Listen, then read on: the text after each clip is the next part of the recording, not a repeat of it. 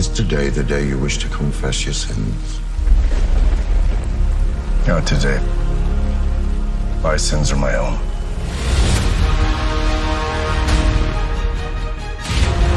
You heard about the incident in London?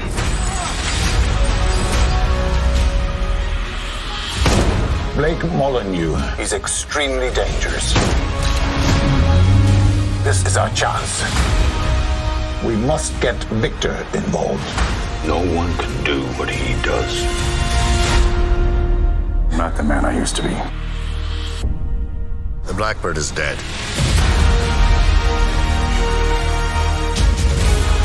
You're the only one who can stop this. You've got to come back and fight. When are we gonna get past this? I'll never get past this! You can't just hide from the world. Victor Blackley, I believe you have something in mind. Who I am is none of your concern. And what I do is out of your control. Bless me, Father, for I have sinned. And I'm about to sin again.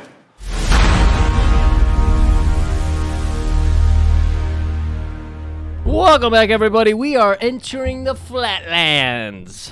Irish Flatlands. This is a Dance Lord production, by the way. Oh, my God. I still got to get that to you. If I get that to you tomorrow, do you want to put something up with that? Sure. The little video of him doing the tap dance? Sure. Yeah. That could be our episode. Because Michael Flatley had a studio do a little animation because he figured, once I do this movie, people are going to be clamoring for the Blackbird. They want to see those wings spread. Yeah, I really think this was his audition for the James Bond role. Because it only cost $3 million to make. I bet it was self-financed. I bet he called in a bunch of favors with the actors. Yeah. Like, Eric, baby, I need you.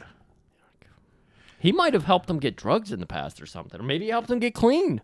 Could be. Maybe there's some kind of dance instructional video that, got Eric a few ladies in bed. Who knows? So, yes, we have a drone shot, beautiful drone shot of the Irish hills. The drone is dancing over a river, a little symbolism there. There we go. He's easing us into the world. He's like, this is Michael Flatley. Now it's Victor Blackley. Oh. Which I just got that, and it's really annoying me. I just got that, too. I don't like that. Yeah. I don't like that anymore. So we see, it's like almost a dreamlike scene. And there's a cage with a black bird. Yeah, because we enter this big old palatial estate. And we go right in the front door, and we get to this whitewashed room. I know everyone's like thinking, why didn't we open with the Beatles' Blackbird? Well, we don't get flagged immediately. That's why. Yeah, we need to actually not get partially blocked in 84 countries. Yes, so that's why. But yeah, so we see a beautiful woman, not age appropriate, but too young for Flatley. This is supposed to be him 10 years younger. Well, he's ageless. He is ageless. No, he looks about like 60, which is what he was at the time. Yeah. And she's letting a bird out of a cage. A blackbird. Oh, wow. Right on the nose there, Michael. And then, boom! We're back to reality. We're at a funeral. And it's raining. Of course, it's raining. And to let you know, we're in the motherland of Ireland. The guy's giving the funeral rites in Gaelic. Yeah. So he's like, ashes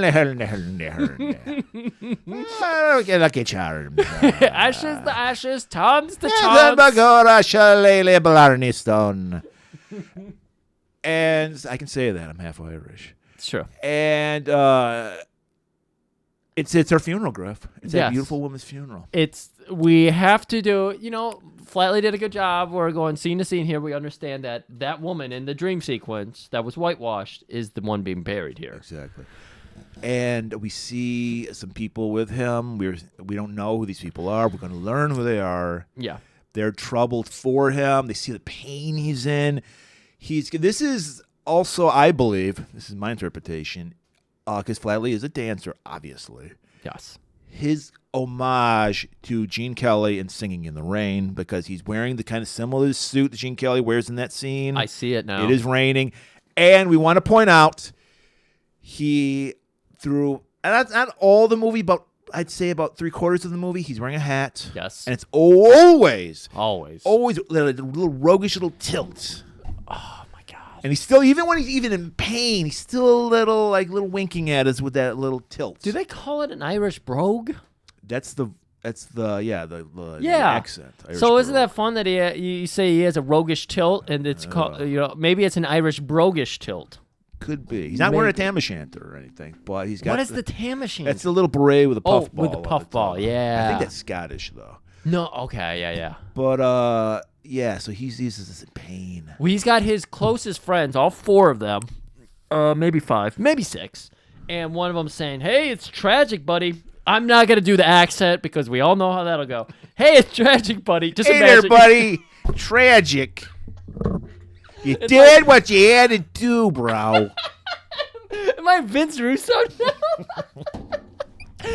No, he's Brooklyn accent. The bro. Anyway, tragic. The Irish bro.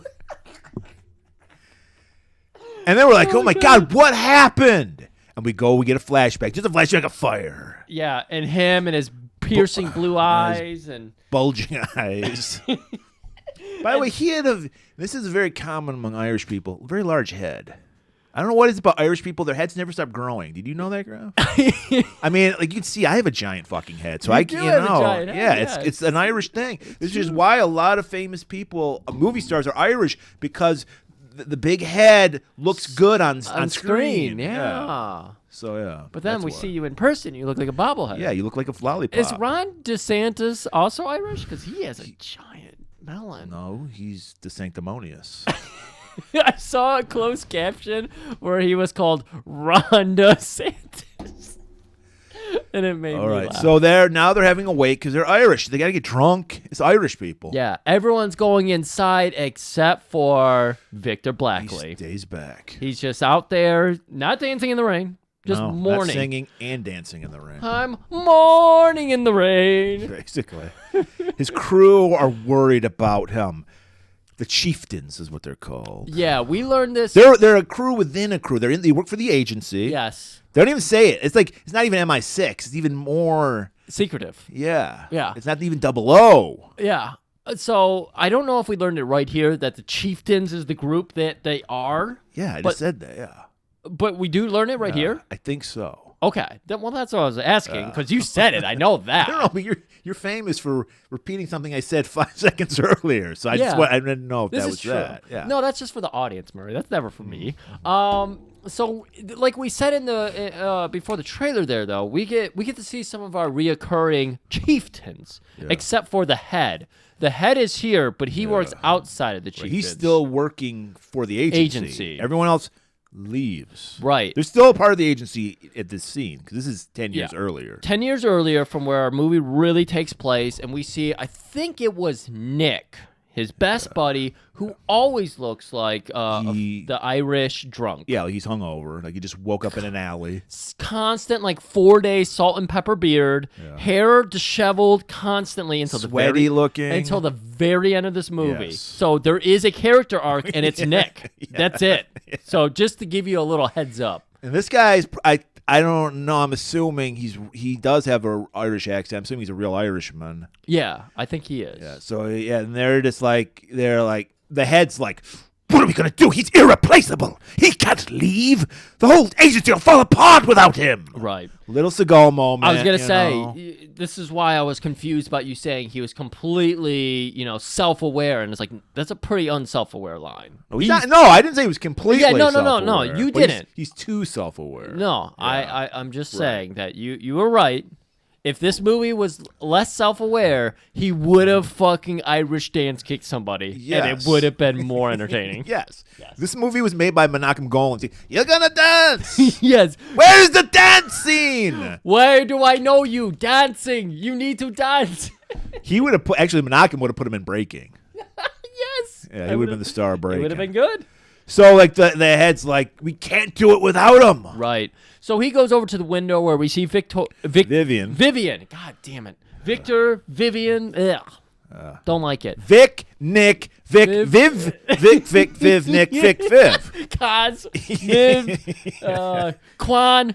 Who? There's also Aka or something who Blake constantly calls Escobar or something. Like, I don't know. There's name botching. Okay. Not just me. And Head puts his hand on Vivian's shoulder. Because she's looking at him like just about to Longingly. cry because she's feeling his pain. Right. 10 years younger, feeling his pain. Just wants to reach out to him. And she's like, what'll he do next? Don't worry. He's one of us. Cut to 10 years later, and if you want to talk about scenes that mean nothing, here's a scene that means... This sets up the MacGuffin of the Right, it sets up the MacGuffin, but it also puts us in a place that we talked about last week. Who the fuck are these characters? I'm writing notes. I want to know. Well, we do see our villain right here, Ahmed. Farouk. Farouk. I'm sorry, Farouk. Okay, it's Ahmed in IMDb. Yes, but it is Ahmed and everybody in the movie. does call him Ahmed in Yes. the movie. So I wonder if in the credits he was actually Ahmed and just everybody decided to call him Ahmed. Maybe they pronounce it that way. I don't know. Good point. And so our villain, is it Farouk or is it Ahmed? I think it's Farouk. Farouk is the main villain. Farouk Ahmed is rarely the hench. went out and did anything. Yeah. Ahmed went out with Quan and a guy who I swear did not speak another language, but they had him garble in another language. Because he was kind of doing a fucking Ivan. All right, we'll just say it's Ahmed, we'll say. All right. So Ahmed and an Asian man who never gets a name are Yeah. in a car together.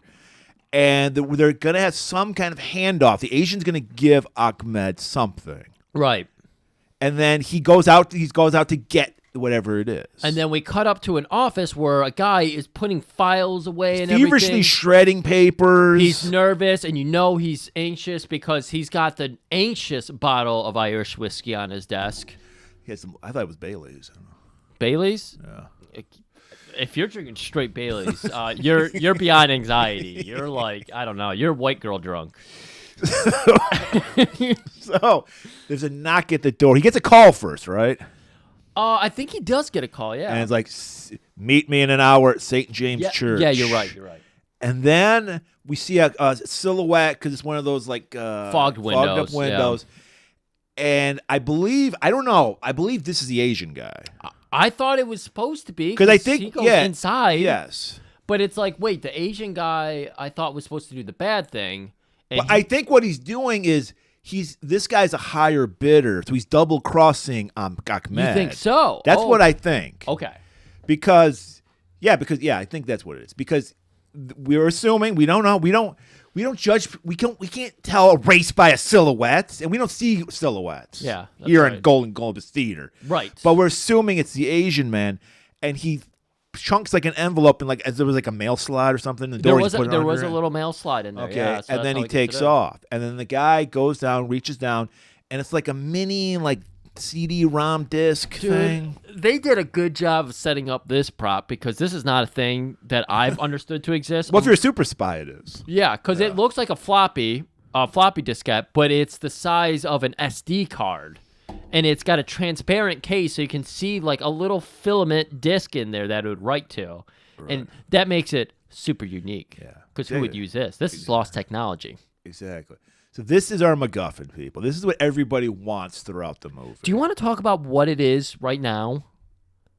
A MacGuffin? The MacGuffin, like what the disc is? Because it's... No, we got to get to it because there's a wanna reveal. get to it? There's a reveal. You want to later do the on. reveal. Yeah. Okay. We just know that they want this. Yeah. And then the man grabs it and he hurries over to St. James Church, and there's a nun there. He goes up to her, starts macking on her. Because that's what you do. That's what you do.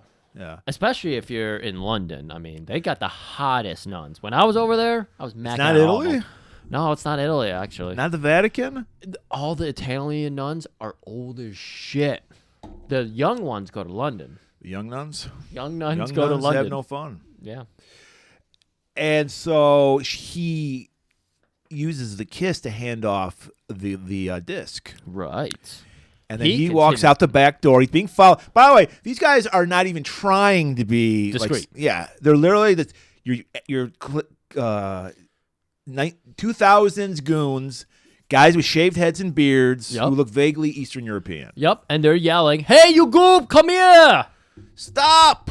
We wanna gotta get talk you. to you. They're literally 5 steps behind him, and when he stops, they stop. Yeah, And then he moves, and then they move. yeah. And so they follow him.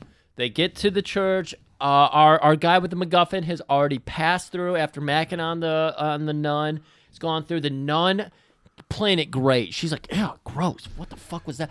Looks to the other nuns like, Parishioners are like, "What the fuck? Yeah, I can do that." right. And so we see the 3 goons pass right by the nun and go right out the back door following our MacGuffin guy. Right. And so the MacGuffin guy gets out there. He's running down alleys because we know London. It's all alleys. That's why I loved it so much. Wet alleys. It's all wet alleys. I did not see one Zargth. Because they're not native to that. No, they're native to Eastern Europe. We haven't figured out That's why those guys are probably scared, because they're from Eastern Europe. Yeah. And they know all about Zargthas. Yeah, and remember, Zargthas only travel over trucks, so you would have to put a truck on a semi truck They got the tunnel.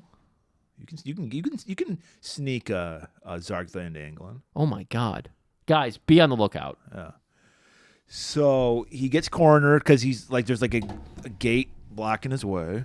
And they're there like, "Yo, bro, where is the MacGuffin?" And it's like, "I don't know what you're talking about." Are you willing to die for this, bro? Because we want the coin. And they start using the word coin. It's clearly like a diskette, but they're calling it a coin. And he refuses. And what's he get for his trouble? Death. Death. All right. Meanwhile, we see that nun out on the streets, and then she does a quick presto changeo, throws her nun habit off like a cape, and she's got a sexy babe ready to go to a rave. Yeah, really. She was in like a cat, Catwoman?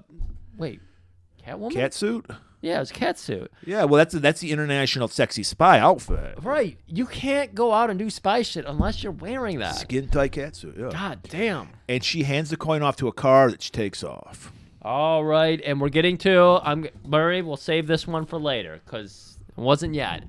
We're coming in on what does he call it? The blue moon. The blue moon, and he's a man in his 60s. He's got to have a cool club. It's 10 years later. Is this supposed to be like an homage to Humphrey Bogart and Casablanca? I was just gonna say Casablanca. Yeah. I've never seen Casablanca. I haven't either, but I So know I'm cultural gonna say- osmosis. I kind of know what it's about. Yeah, I feel like maybe. I was trying to do the cultural osmosis. Warriors come out and played with somebody the other day, and they're like, "No, I don't think I've ever seen that." It's like, you've been on this earth for 40 years. How do you not know? Come out and play. You should have just said, "Here's our episode on it. Listen." So yeah, he's got his club, and they said if he's gone, we're gone. So the chieftains went with him. Right. Every chieftain member is here, and we slowly get introduced back to each one, even though we still have no names for them. So I don't know. I'm guessing maybe it's got to be probably a British territory or former territory. Is it Jamaica? It's something like that. Yeah, you yeah. know? It's on the beach. Yeah. As far as I know, Ireland doesn't have these beautiful beaches that are turned into white people resorts in countries that Maybe he just did like a day of just exteriors to make it. And obviously, no one cared enough to really go through and put all the locations in there. He probably owns a fucking island, Flatley. So maybe this is his personal island. Yeah, maybe this is Epstein Island. I don't know. The president of Ireland probably gave him the island. This is probably his old fuck pad. And I like this because he has his own. We're about to find out. This is like a big old hotel resort type situation. His villains, Farouk and Ahmed, they have their own resort, but it's run down. Well, I don't know if it's their own resort. I don't know what that's supposed to be. I know, but it looked like it could be a resort or a hotel. It was in a jungle type environment. And it was We're run getting ahead of down. ourselves. We Now are. we're Victor Blackley. He's got the fucking white dinner jacket, James Bonding it up, looking good. He's in the bathroom just putting on the cufflinks, finishing up the look, and then you slowly get to crawl up, and you're like, this man hasn't aged in 10 years. This He looks is if fascinating. we didn't say it, this is 10 years later. Yeah. We've said it 94 times now. So he's got that one little curl hanging down, and he just brushes Little it back Superman up. curl. Yep, he brushes it back up because, hey, it's business time. It's dinner time. So it's like a jazz club because that's what the boomers love. They love their jazz. Oh, jazz with singing is just not as good. and especially when it's this chick doing it. Exactly. You can tell this place doesn't have enough class yet. So it's Madeline, who is the sex pot character. Young, I think she's Irish too. She had some kind of accent. She going did on. actually have some kind of natural accent. Yeah. And she's singing like she's singing Mac the Knife. Oh, the shark is. She's as bad as I am right there. That's how bad it was. It's a very cringy scene. I gave people. We got like it's like a woman backing band. We got the playing with the brushes, the drum with the brushes. Oh yeah.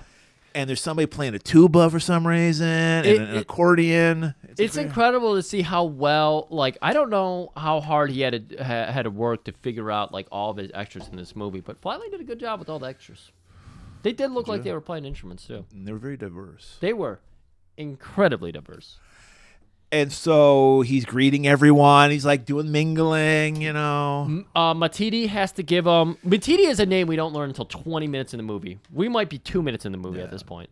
But he's telling them, okay, you got the fucking Greek mafia over at table 21. You have the mafiosos over at table 32. They want to talk to you about some fucking. So what we're learning is very much like Porco Rosso. This is very much like a pirate haven where bad guys come to hang out. Which I think was also like in Casablanca. I think that was in yeah, thing. and everybody's just cool. Like this is neutral ground. You come here, you don't fucking exchange violence. You exchange deals. And Victor's cool with that. He's just withdrawn from the world. Like he doesn't want to get involved with anything because of the loss of the love of his life. Yeah.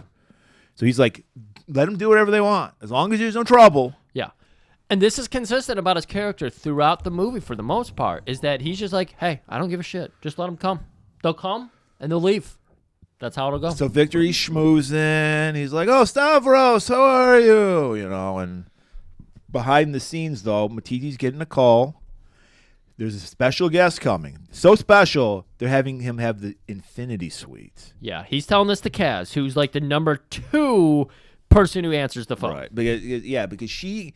It's probably Matidi looks like he's of an age that he doesn't understand computers. So that's Kaz's role. That makes sense. Right. So he's just like, run a background on this guy. I recognize this name. Run a background check on him. Right, because she's immediately asking him, what's the deal with this person? The Infinity Room. We don't get that ready for anybody on short notice. Run a background check on this. I'll have to call London. Call them. So year 2017. So Victor walks up to Nick, who's always at the bar. That's where he's like George from Cheers. Yeah. And Nick informs him, Blake Molinov cocktail and a small crew will be visiting. And he's just like, whatever. Who cares? I don't give a shit. Right. But he's like, look here, laddie. Blake's an arms dealer, and he may be involved with a little incident in London that happened. You ever hear at St. James Church? That's that weird moment we saw. And he's coming here. He might be doing some devilish deals, laddie. And he's like, don't give a fuck. And we get that flashback, and Victor's going back to that fire, and we're I don't remember if we get to. No, I guess we don't get to see the fire yet. Like what's being consumed by the fire. No, we can assume. Fire. Yeah. All right. They shut down. So it's like after hours. It's just the crew hanging out. It's this is a boomer resort, so it's 8:00 at night. Everybody's like, well, they're all they took the keys out of the glass bowl. Everybody's ready. It's a swingers club. It's a swingers club. It's swingers resort. Yeah. Yeah. All right.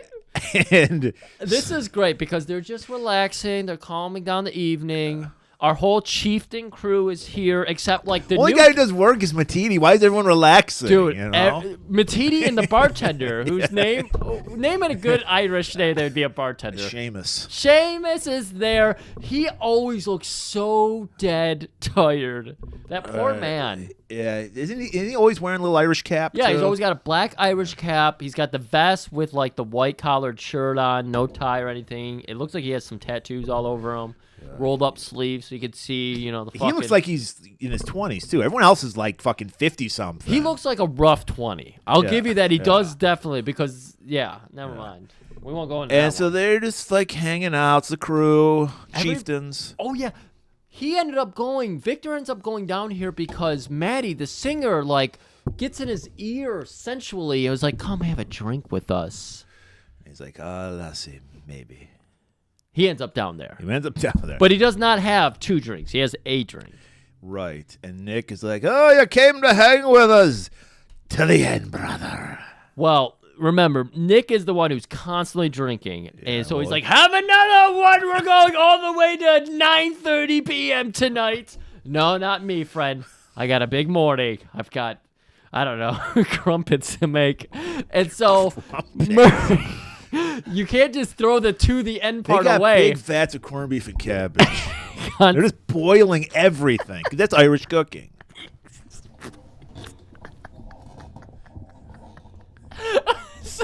Okay, glad you enjoyed that. I'm sorry. So, Murray, we've talked about ways to emote, show love in various forms, and there's multiple interesting ways people show affection or sensuality in this movie. Really? And they have their own form, the chieftains. They wrap a hand around the back of their friend's head, and they bump foreheads. Wow, they're like Wesley Willis. They Yes. do the cocoa butt. Yeah. So that's what they do here. Nick and Victor get each other, and they wrap each other in the their hand on the back of their friend's head, and they bump foreheads to the end. To the end, laddie. To the end. All right, now this is the cut to. This is where you think is a resort. I don't know what this place was. It was abandoned. Yes, it could have been a hospital. It had the overhang like you would have at a hospital or a hotel. But this hotel had a fucking Tango and Cash shower that we're going to work in. So I figured this has got to be another swingers club. Okay. Big fuck shower. This is where we see the Asian man from the first scene in London, and he's the shit beat out of him. He's tied to a chair. Ahmed is there. I think the muscle guy's name was Saeed. Quan? No, that was Blake's that's guy. Blake's Saeed, guy. yeah. And they're like, "What?" So this is why I think he double crossed them. Obviously. So I guess I'm assuming that guy who we never see again. Well, he got killed. We can't see him again. But the guy in London, he was the highest bidder or whatever. And that's so the Asian guy fucked him over. Yeah. Said, "Oh, I'm gonna go get it. Don't worry, the disc." And then he gave the disc to that guy instead. This is not what makes this movie not that great. Which, by the way, this is a great time to bring up a rating for this movie. 2 on IMDb. Would you give this movie a 2? I might give it a little more than a 2. Like I said, it's competently done. Yeah. But it's not good. Yeah, it's No. like a 4. I'm never going to watch this movie ever again. Yeah, it's like a 4 or a Yeah. 4.5. It's Yeah. below the line where you're like, I'm Yeah, gonna this is watch not. this I'm bad. sorry. I hate to push you guys' bubble. It's not embarrassingly bad. No. It's just bad. Yeah. Yeah. But it's not like I wouldn't be like. I don't know why he didn't release it in America. It's not that bad, Michael. You can release it. God, you see the shit Nick Cage is putting out these days? Yeah. Put this movie out there. Right. Who cares? People want to see it. Our people do. Yeah, we've shared this movie with a lot of people at this point. All right, so he's being tortured by Ahmed. He's like, "You don't fuck with us, man." Farouk, and then the Asian guy's like, "I have diplomatic immunity or something. You can't do this to me." He's like, "We're doing it to you right now. What are you talking about? You're in the jungle, baby. Welcome You're gonna die." to it. And so we see that these people, Farouk, Ahmed, they don't fuck around. That's the only thing we're establishing in this scene. Right, And that they have a rundown hotel. right. And Ahmed's like, "You made a big mistake crossing Farouk." And then the guy Saeed comes up and like slits his throat or some shit. I don't know. But we've got bigger fish to fry. All right, Murray. Next morning.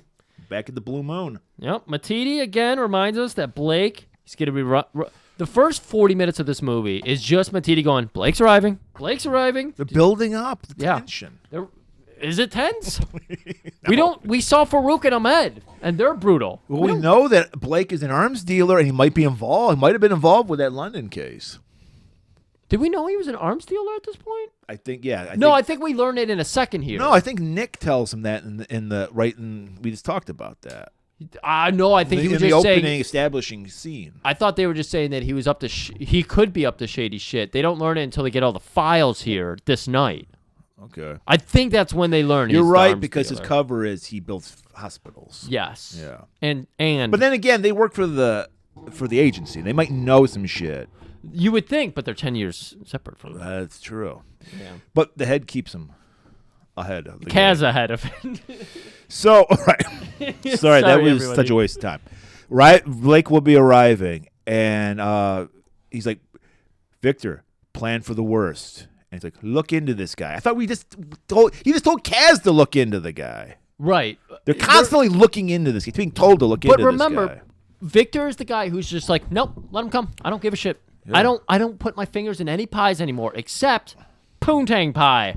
Not even that. Yeah, he really isn't. Because never mind. Let's save some fucking granules for Blake you know. finally arrives. We've been hearing about this guy for 40 goddamn minutes, and it's well worth it because we're getting a real actor. Eric Roberts is Blake Molyneux. And my God, his sunglass acting, he's got that fucking coif of hair that just... Amazing hair. Oh. The sunglasses, they are so low down his nose. They're just on the precipice of the tip of his nose, and they never fall off. That's why it's amazing. Yes. And he does such a fucking good job of subtly, like, delivering tension.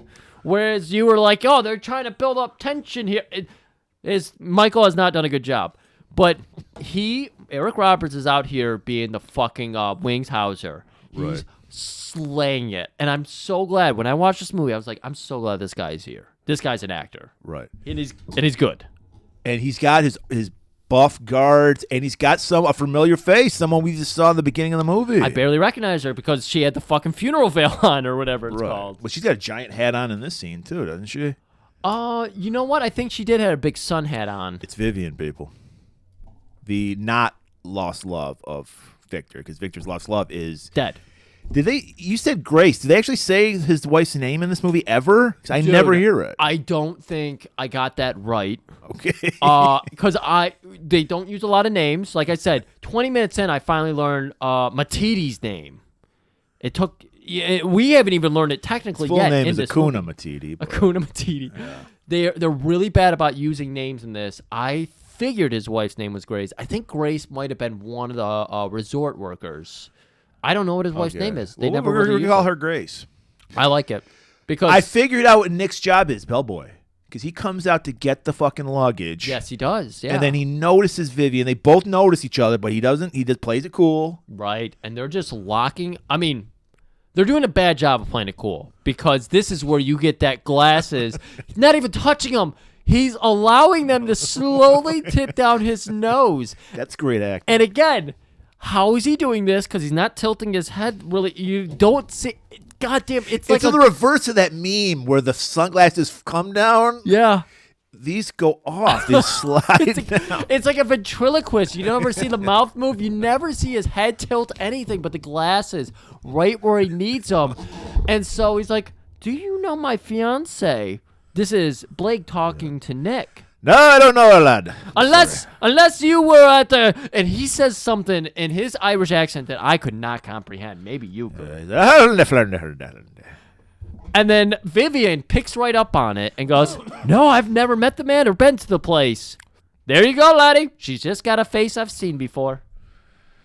And then they separate. Victor, haunted at the church. He wants to confess his sins, but he's not ready yet. Just doesn't have the time. He's too busy running a resort. And the priest is like, I don't care what you did. You're so amazing, God would forgive you. But I want to hear the details. So you got to tell me. Right. We can go into the booth. I'm sorry, Father. There's not enough time in the world for this confession. So he's got the rounds to make. Victor, that is. So he's back out there. He's busting We get the his Three's. ass. This is our Three's Company moment where Nick just has to say one sentence to Victor. Right. And Victor's like, don't have time. Sorry. The Guinness came in. The Baileys came in. I got to unload. You see, I've got the clipboard. I got the business clipboard. And him and Matiti are just... But boss! No time, laddie. Nikki, I'm sure you can handle whatever it is. You're looking drunker than usual today. I love you. So, we got to the room. Blake, we tell he's a businessman, immediately on his laptop. He's either watching porn or he's doing business. Oh, my God. This almost rivals a Neil Brain hacking scene. Well, there's only one laptop though. One? Green always Yeah. has 3 minimum. Yeah, he always has 3 spread. He's on the bed. He's got this big one in an otter case, in an otter case, in an otter case. So you can't even see the laptop within the foam insulation of this case. And he's chirping away with one hand, and the other hand just kind of like floating around. It's fucking. He studied under Drago. He really is. I Hand love actor. Eric Roberts. I really do. Yeah. And that's when Vivian comes in, and she wants to take him out. You know, she wants to go have fun. She wants to flaunt it out on this fucking resort. She's thinking this is a swingers club. Like when in Rome, swing your dong, whatever. It's been a long time. You know, if you're in any kind of secret agency or anything like that, you never know when you're gonna die. So every day, cope diem or whatever. Carpe diem. Carpe Cope diem. Cope diem. Seize the day. Seize the day. What's the other one the kids say? Yeet. YOLO. YOLO, that's the one. No. So, of course, she's like, I haven't swung in 10 years. I can't wait to be 3-weight. I don't care. Yeah, you know all the chieftains have fucked each other. Oh, exactly. Yeah. So she's like, I don't care if I'm muff diving, if I'm getting double-sided. I don't give a shit. I just can't wait to have another wrinkly body on me. And Vivian keeps herself in tip-top shape. Yeah, she's pretty tight. And Blake is like, sorry, baby, I got some business to do. Here, why don't you go shopping? He pulls out a giant wad of bills. Yeah, he starts counting them, and then he's just like, nah, take it all. Yellow or red? Yellow or red? She's in like a see-through little thing. Yeah, they're like, it's like her bathing suit. No, it's her bathing suits, I thought. You know what? I think it was. Yeah, she's like, which one? He's like, I think the yellow. Yeah. And then he's just like, you know what, just go... Get out of here, kid. Have some fun. Go spend some money. I got it. You know, we are here on vacation, but it's also a business-cation. So I got to wrap up. I got a Zoom meeting to do or two. You know, this is the way we get our tax write-off for this trip. Exactly. This is how we got. I do one meeting, and then I'm totally gonna tube on this meeting. Wait, what is the guy's name? Tube. Yeah, Jeffrey Tube. Jeffrey Tube. I'm totally. For people don't remember, he was the guy from CNN who was masturbating during a Zoom call. Oh, COVID years.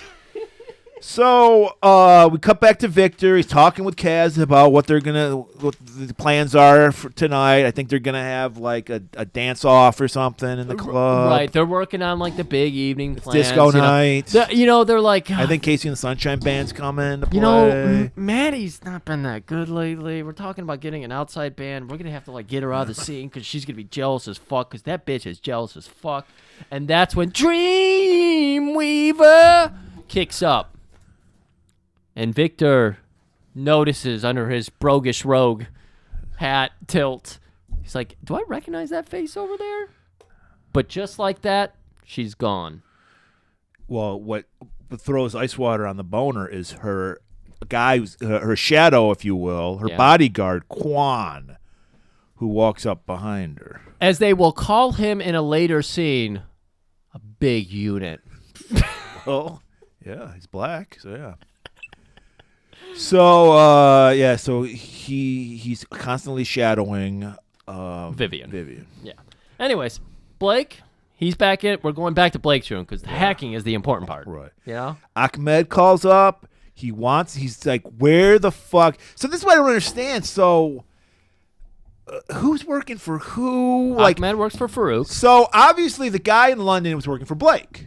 They got killed. The guy in London got killed. Okay, yeah. So Blake swooped in. He cock blocked the whole thing. Oh, I think you're right. Yeah, I think so. You're right. He outbid the Asian guy. Or he outbid Ahmed with the Asian guy. So that's what happened.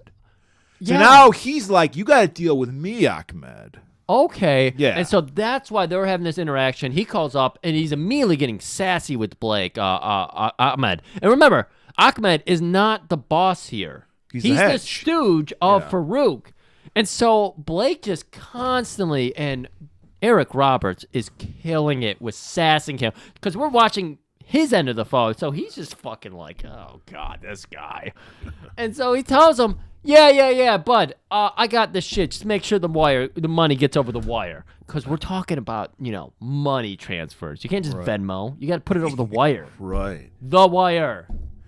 Ahmed goes, I'll be there in 2 days. Be there or be square. All right, Viv. This is another homage. This is the scene where Ursula Andress comes out of the water in Doctor No. We get that homage with Vivian coming out of the water, wearing a similar bathing suit. Right. And hey, man, body looking pretty tight. She got a good body. Got a butt on her for a fucking white woman. Right. She is a dancer. That's why I assumed she was one of Flatley's dancers, because she's got nice legs and a butt. It felt weird because when I was looking this woman up, I was like, is this some kind of like porn star or something? I'm so Murray. Listen. This isn't Danzig again. Danzig would definitely be a porn star. I'm so used to our misunderstood geniuses not being able to afford real actors, so they have to get porn stars. Yeah. And this woman is attractive enough. She looked like she had a young but old face. She could do some MILF stuff, yeah. And yet, she looked like she had like a very nice natural body on her. But no, I looked it up, and it's like you can find her whole acting profile, where she went to school, how she went to school, all the shit she worked in, everything. Yeah. Way too many details. I was like, this is kind of weird to see. It's called the internet, yeah. But it was just weird how it came to be. Yeah, I don't know. So, yeah. She bumps into Victor. Is Victor wearing a hat at this time? So, yeah, she finishes up at the beach. She notices that Quan is still watching her, and she's like, harumph. And that's when she goes up to get dinner or lunch. And that's when we finally get Doesn't she walk up to Victor's table, like sits with him? She's going to get a table for one. She's walking by, and Kaz puts her at the table behind him. So as he's walking by, Victor just starts right up. There's no subtlety to it. You're not doing a good spy job here, Victor, because he doesn't do a moment where like they're sitting back to back and he goes, "Could I get your ketchup?" No, he jumps out of his chair, it falls over like a goober, and he's like, "Vivian, how are you?" And he's got his stupid roguish hat on. Yeah, he does have the hat on. And he's like, "What are you doing here? The last time I talked to you, you were working for the agency." "I'll tell you about it later. Not enough time." And we get all the close-up. This woman's got one of those Joker mouths where it's like, it reaches the end of her face. She's got a big mouth. Good for a big unit. Because Victor goes straight to Nick. "Nick, why didn't you tell me? I tried to tell you. You couldn't have time for me, laddie." Yeah, I like... Nick has a nice moment here because Victor's trying to get his attention, but he's got that long Irish iced tea, and so he puts up the finger, and he drowns the full drink, chomps down every ice cube in it, even the umbrella, and then he goes, "I tried to tell you, laddie." "But what about that black feller with her? He's got quite the big unit." You see that? He's definitely not wearing underwear, lad. See, guys, we're not fucking around when we say that the CIA, these agency bros, they're fucking around. So, of course, Nick, he swings it. Oh, so does Quan. He swings it. Quan obviously swinging it.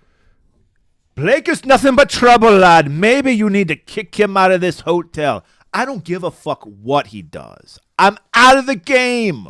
He can stay here as long as he wants." Right. So we go back over the table. It's no longer a table for one. Blake has suddenly appeared at this table, and him and Vivian are having lunch, and she's asking him, can you calm Quan's watch? I thought it was weird. He was eating an egg salad sandwich. On the beach? Yes. Is that a beach food? No, not at all. What is a beach food? I don't do the beach very often. Beach food? I don't like the beach. Elephant ear. Yes. Too much sun. I don't like that much sun. I love the ocean and being in the ocean. I don't like any of it. But, man, being that exposed to the sun creeps me out. Creeps Get me anxiety. out. The sun? You a vampire? It's like low we level creep just out. learned Grissa Goff. So he's just like, she's like, "Why do you got that big goon following me?" "Baby, I just want you to be safe. You gotta be nice to Quan." I'll take care of myself. Relax it, and it'll be a lot easier to be nice to him. And so a goon comes over and whispers in his ear, "I gotta go, but I'll tell you what. I'll loosen Quan's leash on you." Yeah. There we go. All right. Hey, we know why we're here. I want Michael Flatley. That's Griff's way of saying he wants to see some of that beefcake. Some of that corned beefcake. Whew, that man is boiled. We get a shot. He does look like a boiled potato. We I get did a see this shot. cabbage all over. And I'm not. Hey, he's in better shape than me, and he's like 20 years older, so I can't really shit on him. But yes, we get a shirtless shot of Flatley looking in a mirror, putting some shaving cream on. Oh yeah, and he's smirking in the mirror while he looks at himself. He's He's in love tossing with his little bits of himself. hair around. Oh my God. And that's it. We just need this little corned beef steak. That's corned Michael beef cake. Flatley trying to tell the audience, even at 60, self-love. Still got it. I still got it. It wasn't about him. It was about self-love. No, it was about him. Yeah. He's like, come on, girls. I'm the modern Sean Connery. Come fuck this. Like I said, this is his audition. He's trying. So, and by the way, Craig's out. I think you need to give it to him, people.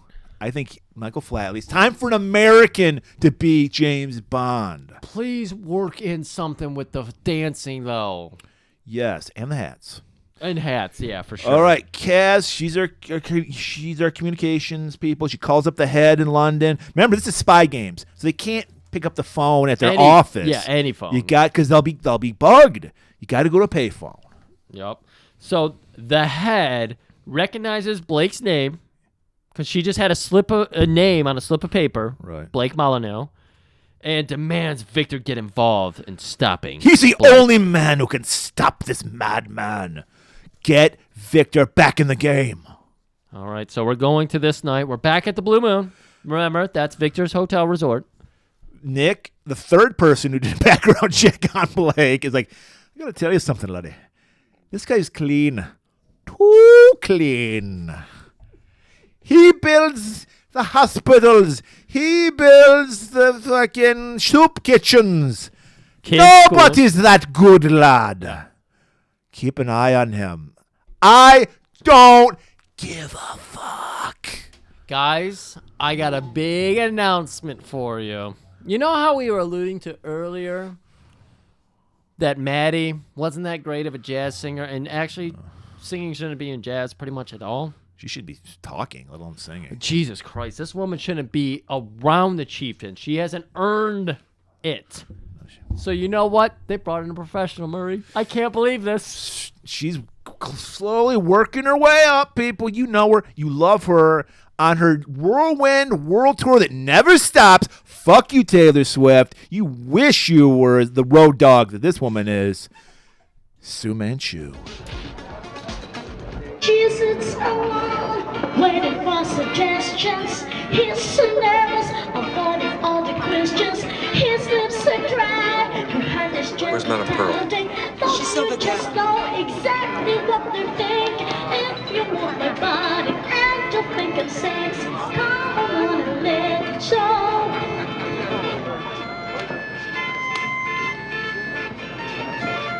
I have never seen boomers more aroused. Yeah, they were fucking on the tables. Uh, They weren't even going back to their room. yeah.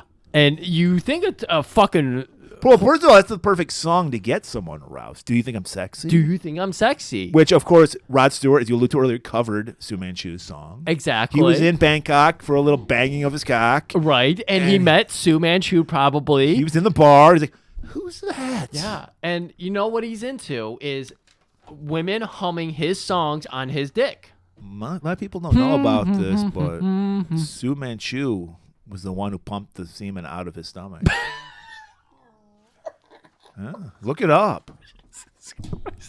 So we have a big reveal here where it's like Nick telling Victor, hey, they're not down here. It's cool. We're all alone. And then Blake and Vivian come down and they're dressed to the nines because it's Sue Manchu night. Right. So you don't they're- wear the tracksuit to Sue Manchu. No, you you put the wear- tux on. Yeah, you put a tux on with the easy fly so you can get your dick out. Breakaway quick. pants, yeah. Exactly. Yeah. Vivian's got a tiny little dress on so she can flip it up and get, anything she wants. Easy access. So Vic is like, I got to show up this guy. I need to kind of stake my claim on this woman. Right, because Blake, Blake is trying to be like the 70-year-old in this 60-year-old party. So he's like, I'm just going to sit here and nibble on some breadsticks and soup. It's free. It's free. That's how you become a billionaire, people. Yeah. You fucking eat the free food and you leave. You don't Sorry, even order dinner. I'm just- You cancel dinner. You go, all you can eat pasta? Cancel it. They actually brought out the fucking hand grain, like churned butter and everything. And he's like, oh, no. I know you charge for that. I'll take the pads. I'll take Just give me a little bowl of the olive oil. I'll take the country crock. He brings his own country. That's actually what's in his laptop case. Yeah. Condiments. That's what's in his Kinjideshire case, which we'll get to later. So Victor sweeps in to get Vivian for a dance, and Right. guys, there should have been so many shots of this dance. Su Manchu, Right. hot woman in her 40s, fucking Michael Flatley killing it in his 60s. Should have been so many great dance scenes. No, there's not one. Yeah, he's like I said, too self-aware. He's like, they'd expect me to do the dance moves. We want you to do the dance moves, Michael. That's why we're watching this movie. It's correct. We just get a close-up of him getting in Vivian's ear. Whispers sweet nothings, literally sweet nothings, because he doesn't say anything. Vivian breaks away and goes, why didn't you say anything? Because I did. I did love. And then they touch foreheads. And so what he's saying is he sent a message to Blake. I could fuck your woman anytime I want. But again, we're supposed to believe this is some kind of boomer fuck resort. So you're like, wait, I'm so confused. But he's not one of them. Blake. Right. That was he's him. trying to loosen up, but he's still not there yet. That was him sussing Blake out. Yeah. Because if Seeing his reaction. Vivian's cool. So anybody that's worthy of Vivian should be cool. And so Flatley should be able to see his flat whatever that guy's got going on. Blake. A lot of cat and mouse. A lot of jousting between these two. And throughout this movie. Vivian heads back to the table and Blake's interested. What did he whisper into your ear? Likes my dress. So the mood shifts. The music is intensifying.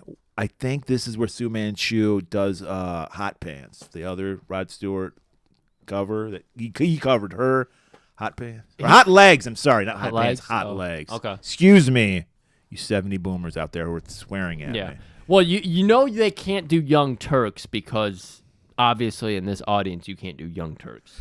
My favorite Rod Stewart song. Finally has his dossier on everything Blake's ever done, even though everyone's told Victor everything you need to know about Blake. He's like, no, I have more. Right.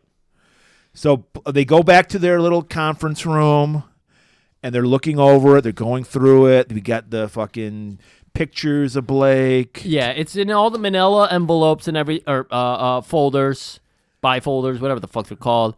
Flipping them open. Do you see, Victor? Do you see it? I see that everybody has matching rings on. What are you trying to tell me here, guys? So what? They were in a fraternity. Yeah. No, they're in a fraternity, all right. The fraternity called the Cressuding Revolution. They're a part of any war happening. They're supplying the weapons. Yeah. These guys are warmongers. That's right. And he's just like, oh, whatever. I don't care. Well, how about this? There's this thing they're looking for. It's on a disc. It's the ultimate cure-all. It can fucking bullet wounds will heal. It's like Wolverine shit, man. Right. It can give people eternal life. But if you just change one atom, one component, it will kill people instantly. You can just take that one component, put it in the water supply, boom, whole civilization's dead. They could destroy an African village overnight. Say bye-bye to the undesirables, everybody. Because we're learning this is not only are they evil, they're racist evil. Even though the guys are Arab that are doing it. But, hey, I don't know. I guess they don't like black people either. Vic also doesn't give a shit. Yeah, people schmeeple. Who cares? My resort is... Is it affecting my resort? Yeah. I don't give a shit. Capitalism 101. Is it taking food from my mouth? It isn't? I don't give a shit. So we're like, fuck, what kind of hero is this guy? Right. And now we're going back down to Vivian and Blake, and they're getting in a fight because he's planning to go to town tomorrow. He's got to do the meet with Ahmed. Right. He's like, babe, I got to tell you, I got to call it an early night. No, I can't take the blue pill. I'm not getting it up tonight. You're going to have to fucking... But I think that's an excuse. I think we figured out Blake. He's cockshy. Like, he thought he could do the fucking swinger resort. He can't do it. He's one of those guys that watches. Yeah, he's been with Vivian for a long time. He probably so he gets it up for her. He probably met Vivian at Caligula's Grotto from Logan's Run. Oh, you think so? But he was like the guy where they have like the paintings with the eyes you can take out, and you're inside the wall, and he's like watching. Okay, that he makes probably sense. watched Viv get railroaded by 5 guys. You see, he's probably got a very complicated sex life where it's like he's got his dick through a sheet, hole in the sheet type situation. He's got the sheet over. He's like Seagal. He's like, you can't actually see my body, but I am going to poke my wiener through so you can, have some fun with it. Yeah, he's got issues. He's got issues, clearly. And she's like, we haven't fucked at all. We're at his fucking sex resort, and we haven't fucked. I'm lubed up. I've been lubed up. I've done nothing but I got a rub- butt plug in right now. I've been running all day. Right. You have the control in your pocket. Have you not been? I've noticed you haven't been using. So she's like, I'm out of here.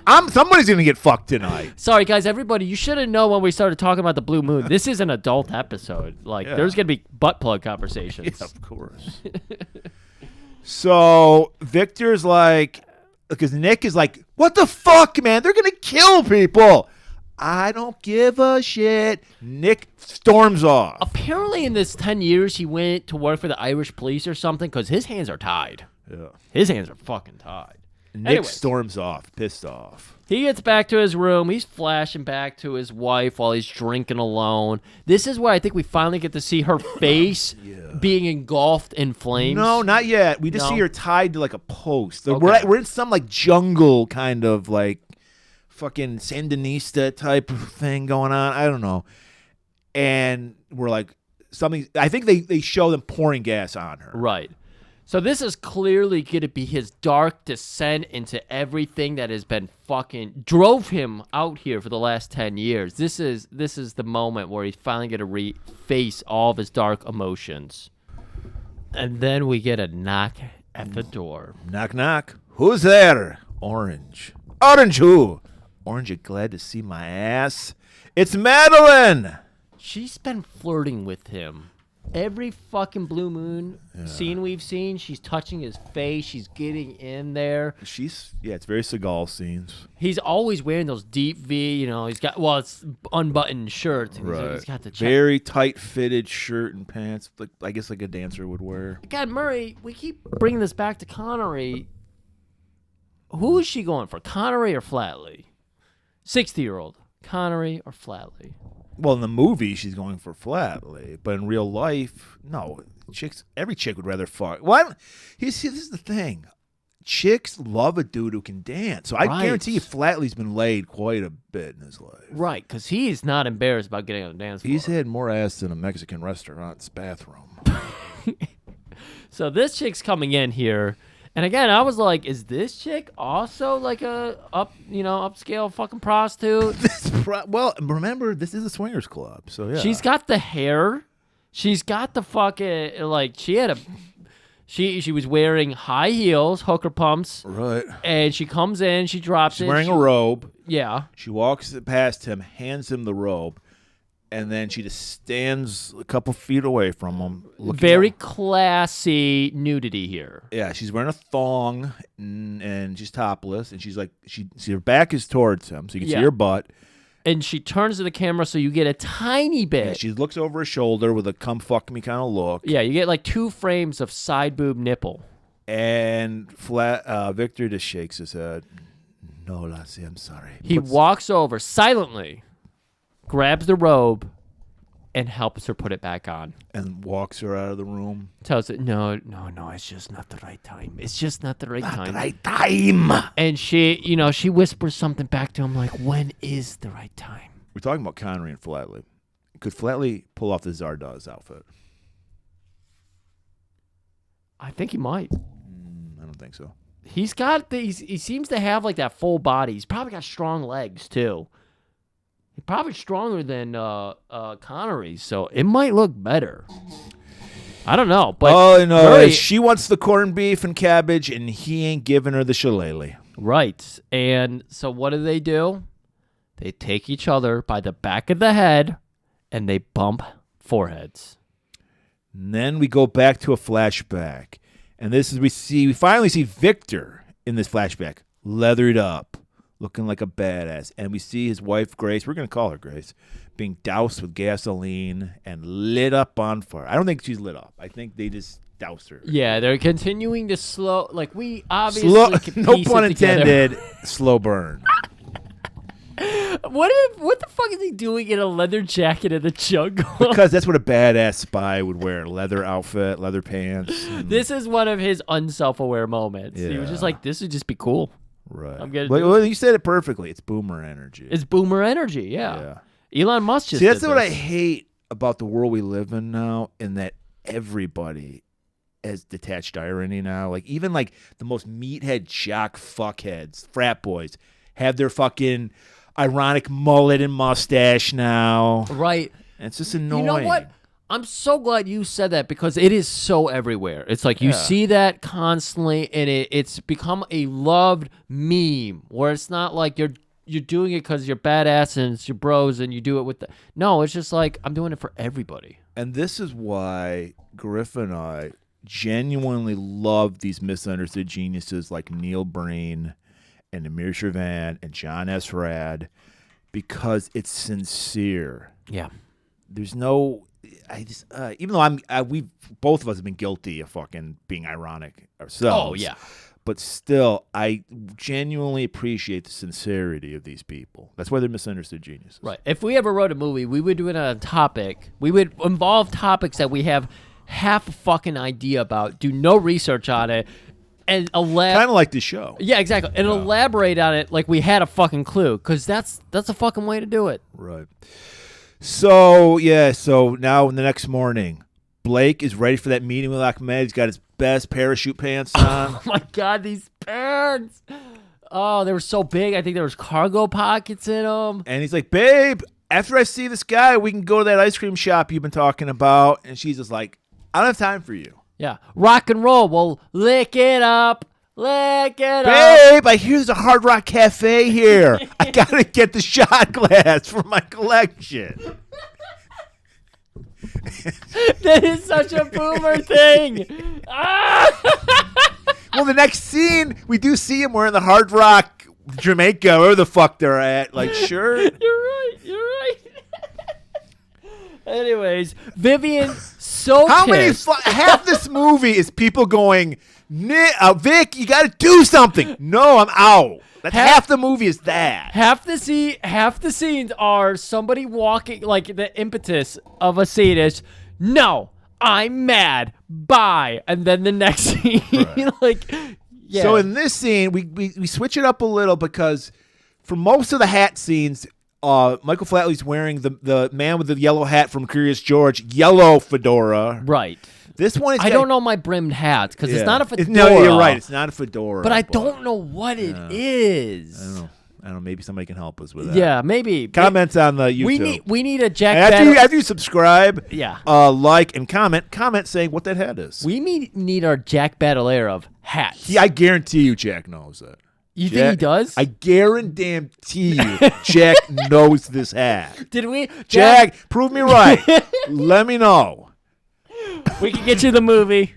You Yes. can look at the tweets if you don't want to actually endure the movie. I actually just tweeted yesterday a picture of the hat. Okay. The hat. The hat. So he's wearing his workman's hat, the little cap. The newsie Yeah. is how it's colloquially known. And he's there, like, got the fresh shipment of Bailey, so he's like unloading them. Of course, just Bailey's. I love that. Okay, Murray, I'm sorry. You know, usually when you look at a liquor, you know, the shelves, it's like you got the high grade shit. It is just 5 tiers of Bailey's. Because that gets the white girls in the mood, like you just said. This is a white girl swinger. Like, It is. It's boomer energy. But here's the problem with that, Murray. What have we said about all the fucking people at this resort? 75% of the people at the resort are black. working at the resort, though, right? No, Which totally the would patrons. fit. That would totally fit with any kind of like island. Yes, you know, that would. That would. That would be the American way. But no, like half the patrons, more than half the patrons are black. Well, it's a very diverse movie. It really is. There so you go, Michael Flatley. Pat yourself on the back. I don't know how black people feel about Bailey's is the only point there. But yes, There tiers, is some Cavassier too for the black people. 5 tiers of Bailey's, and he is carting them all in because, like you said, they run through it. They run through it. And everybody And it buys runs through you. Even though the top tier costs 20 times the price as the bottom tier and it's the same thing, they still always sell out the top tier. So he's got to replace it. And Nick is like, God damn it, laddie! I'm giving her all she's got. You gotta fucking get this Blake guy. Nick, look, man. Hold on. And this is where the greatest oh my God. scene in the movie. And I got you the shot of this. Did Yeah, you use it? I put it up, and people went ape shit over it. That's fucking right, they did. Yeah. This is one of the most important scenes because you're seeing this man constantly in hat. You're like, How many times do you think they shot this scene? Because it's effortless. It's smooth as 4,000. silk. 4,000. This is. Do you think? Well, then it had to have been the woman's fault because Flatley, there's no way he does it perfectly every time. Yeah, no. But then you could imagine what pressure that woman was under to do this scene with him. Right. Well, I imagine the Lynch scene of the guy sweeping the fucking bar floor took 4,000 scenes because Lynch has his way of sweeping. Flatley had his way of a handoff. So it's like the intricacies was very difficult. But, Murray, I want to say this. I contested what is everyone's ability. This is Kaz's ability. She knows when her leader Was this needs... Kaz? I thought this was some It was random Kaz. extra. Okay. No, it was Kaz. Okay. She swooped in from the fucking foreground with with the Curious George hat. Right. So while they're talking, I mean, this is an amazing. He's like juggling 50 balls at one time because he's talking with Nick heatedly. Yes. He doffs, I say, his newsy cap, hands it off to Kaz in one hand. She's got the Curious George hat in the other. Picks it up, puts it on, tilts, Yep. and walks. We can't even get into the flourishes. We're not good at descriptions. There's like this how he takes it, turns it 180 degrees. Elbow movement here is so amazing. You have to be double jointed to do this kind of maneuver. That's probably why he had to hire Eric Roberts. Because remember, they're rivals. They have He to never wears a hat. sunglasses. That's his thing. Oh my God. How do you shade the sun? A hat and/or sunglasses. They're shading in two different philosophies. Also symbolism, Griff. They're shading each other. They're shading each other. Guys, you're welcome. Yeah, You're welcome. So yeah, that was an amazing scene. I had to fucking push pause. I had to like- push pause too. I had to get you that picture. Yeah, And I had to go frame by frame to make sure I got the exact right scene of the handoff. jumps in his car. He's got to get away from the scene. He's tired of people telling him he's got to stop Blake. We do need to add in here that he tells Nick, walk. Well, the one, and I'm sure this happened in every scene. The one thing that fucked the scene up, Nick. I'm sure I don't know the Was actor's sweating. name.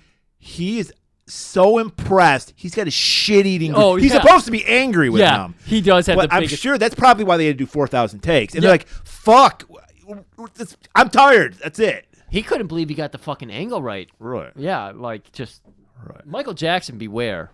Well, you're dead, but this man can More like tilt. beware of Michael Jackson. But. He can tilt a hat like a motherfucker.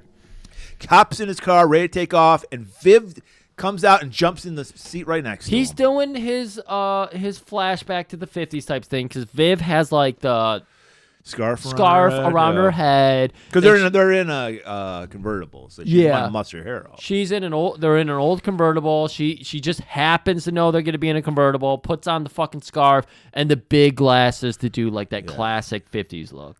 She wants to get away from Quan, and he wants to get away from the whole situation. Right. And remember, Quan gave her, Flatley set this up well. Quan was going to be released from her, not following her as closely, so she's able to get in the car, drive quickly, go. He's got blue balls for 10 years, so of course he's like, yeah, I'll fucking go. So now we're going to, from one amazing scene to another with Blake. You're fucking kidding. 2 in a row? Yes. Well, they have to. Like, there's some fucking acting competition going on here between Eric Roberts and Michael Flatley. They're going at it. It's there's no animosity. They're having fun, but they're competing. Oh, for sure. Because Blake is on a yacht. This is where he's going to supposedly. He's not going to meet Ahmed. This is just him hanging out on the yacht, taking care of business beforehand. Yes. He is having his banker hack into an account and finishing off a transaction to put some money in like the Philippines or something. Yeah. And it has to be done in 2 minutes or less. Because hacker scenes. And this is where Flatley, again, when you were saying he's not self-aware, or he was too self-aware, I was like, no, there's a hacker scene in this movie. He's not self-aware at all. It's one of the greatest scenes I've ever seen. A guy just jamming, an accountant hacking multiple computers and saying, I got to get to this mainframe in time. Amazing. Blake couldn't be bothered by it, though. He's on cloud nine. He's like, I'm going to rake in this money for this disc. Oh, my God. And this is the scene. Because he's in his fucking balloon pants, 75 years old, glasses dangling off his nose.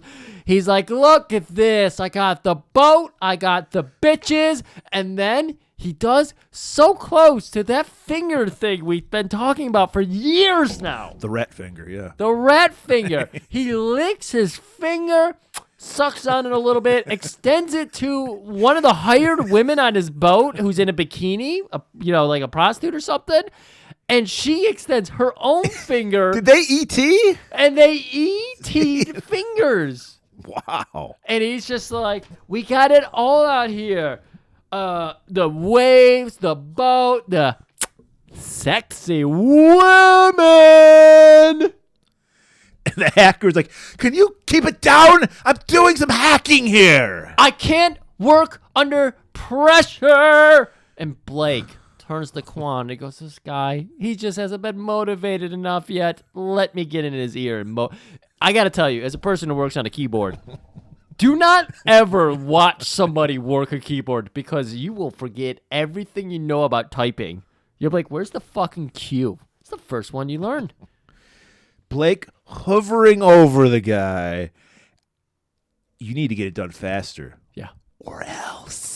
See, this is why we need middle management. Middle management's the most important part. I wouldn't know how to do anything in my life if it weren't for middle management. I heard from reliable source. Okay.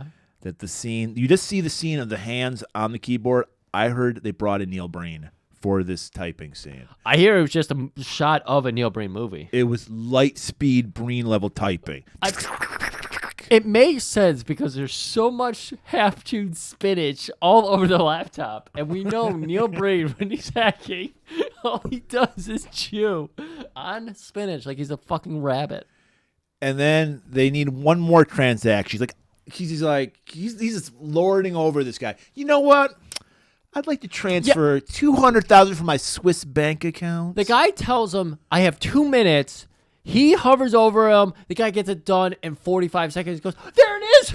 Wow, you just needed me here to do this for you. Did we forgot to mention? Okay. Yeah, okay. This amazing scene where when he goes to hover, he first grabs his dick. We talked about this, but we didn't put it in context. This is the shot. Michael Flatley. Bravo. No, this was totally Eric Roberts. It probably was. This is him improvising. This is the B crew filming. Right. And yeah, okay. So he puts the camera kind of behind the laptop, looking up into the hacker's face, and we see Eric Roberts, Blake, coming from behind him. So you get full clearance shot of Blake coming into frame here. Crouches down, grabs his dick, gives a little shake. He's got a big Diddy watch hanging off his wrist, too, and that's the hand he used. I got to get you that shot, too. And then he motivates. Yes. This hacker. Of course he motivates. This is what gets his dick hard. It's not swinging. It's swinging business deals. Well, making people fear for their life. He's an evil villain, So. That's right. Am I a good man? A bad man? Or am I a just man? So the hacker points out, He's like, hey, we didn't get that money from Farouk. What's going on here? What? What the fuck? You're my banker. And again, the glass acting happening here. Incredible. Right. You're my banker. Why are you asking me? Well, the money's not in there. I can't transfer it. If it's not there, well, why don't you transfer this? He pushes him off the boat. Everybody's laughing except the captain. I didn't think he was like the first mate or something. Gilligan comes out. Yeah, he doesn't even have his own crew on this boat. It's like the rented crew. Right. Sir, you cannot do that. He's walking over to angrily yell in Blake's face when Quan steps into frame and intercepts him. Calmly walks up, snaps the guy's neck, and then throws him like a bag of garbage overboard. And we get this nice lingering scene where Blake and Quan are kind of looking over the boat in the foreground. We're just seeing the backs of their heads. And then the hacker banker is there next to a dead guy. And he's just like, what? That's it. Who, me? All right, cut back to Victor and Vivian. They're doing Walk down the beach. Yeah, he must have read her turn-ons because that's a classic turn-on, walking on the beach. This is, I thought, I didn't know how long we were going to go in the opener. But this is where I'm like, Vivian is the dumbest fucking person alive. Especially for a spy. Yeah, a chieftain spy at that. A chieftain spy. Because we're learning about how she ends up getting mixed in with Blake after the 10-year breakup and all that. She went back to the agency. She continued along. This is the conversation they're having on the beach, everybody. Right. She continued along with the agency, and they put her on a special assignment to watch over Blake Molyneux because they were like, he's doing some weird shit with oil, and we're not so sure about him. We really need you to keep a close eye. And then I just got tired. So tired. And I got engaged to him. Yeah, I just started a relationship because he was a nice guy. So she went from being, you're filing this guy because he's up to Secret Service agency level shit. And then I got tired and I got engaged to him. Right. So tired. I'm so tired. Vic, I'm so tired. Victor reveals, apparently, for the audience here for the first time, that him and Grace, as we're calling her, were in fact engaged. And he didn't tell anybody because he thought it would put her in danger. Right. And he's like, I guess that even though shows she's me. a spy too. So Grace was a spy too? Yeah, I think so.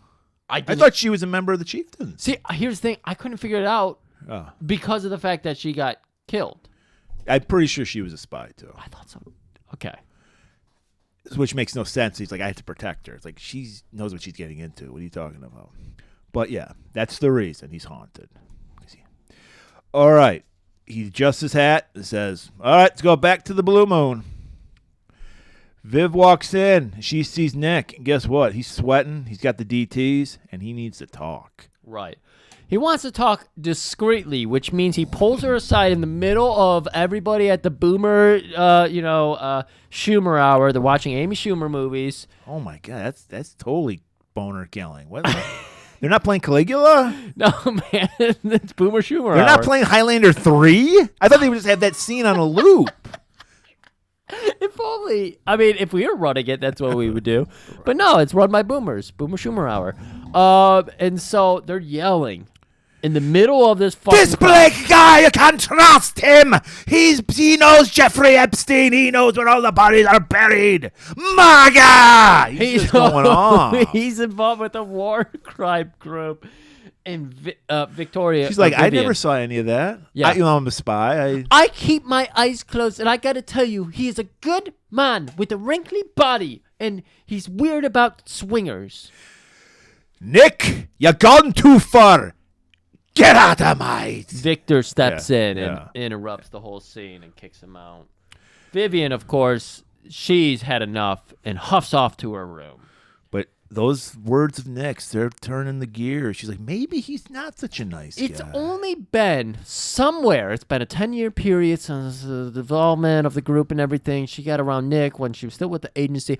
It's been anywhere between, let's say, 2 to 8 years later. She's been with this guy, and she's never once used her agency secrets to figure out if the man she was in love with is, in fact, someone the agency would be looking after.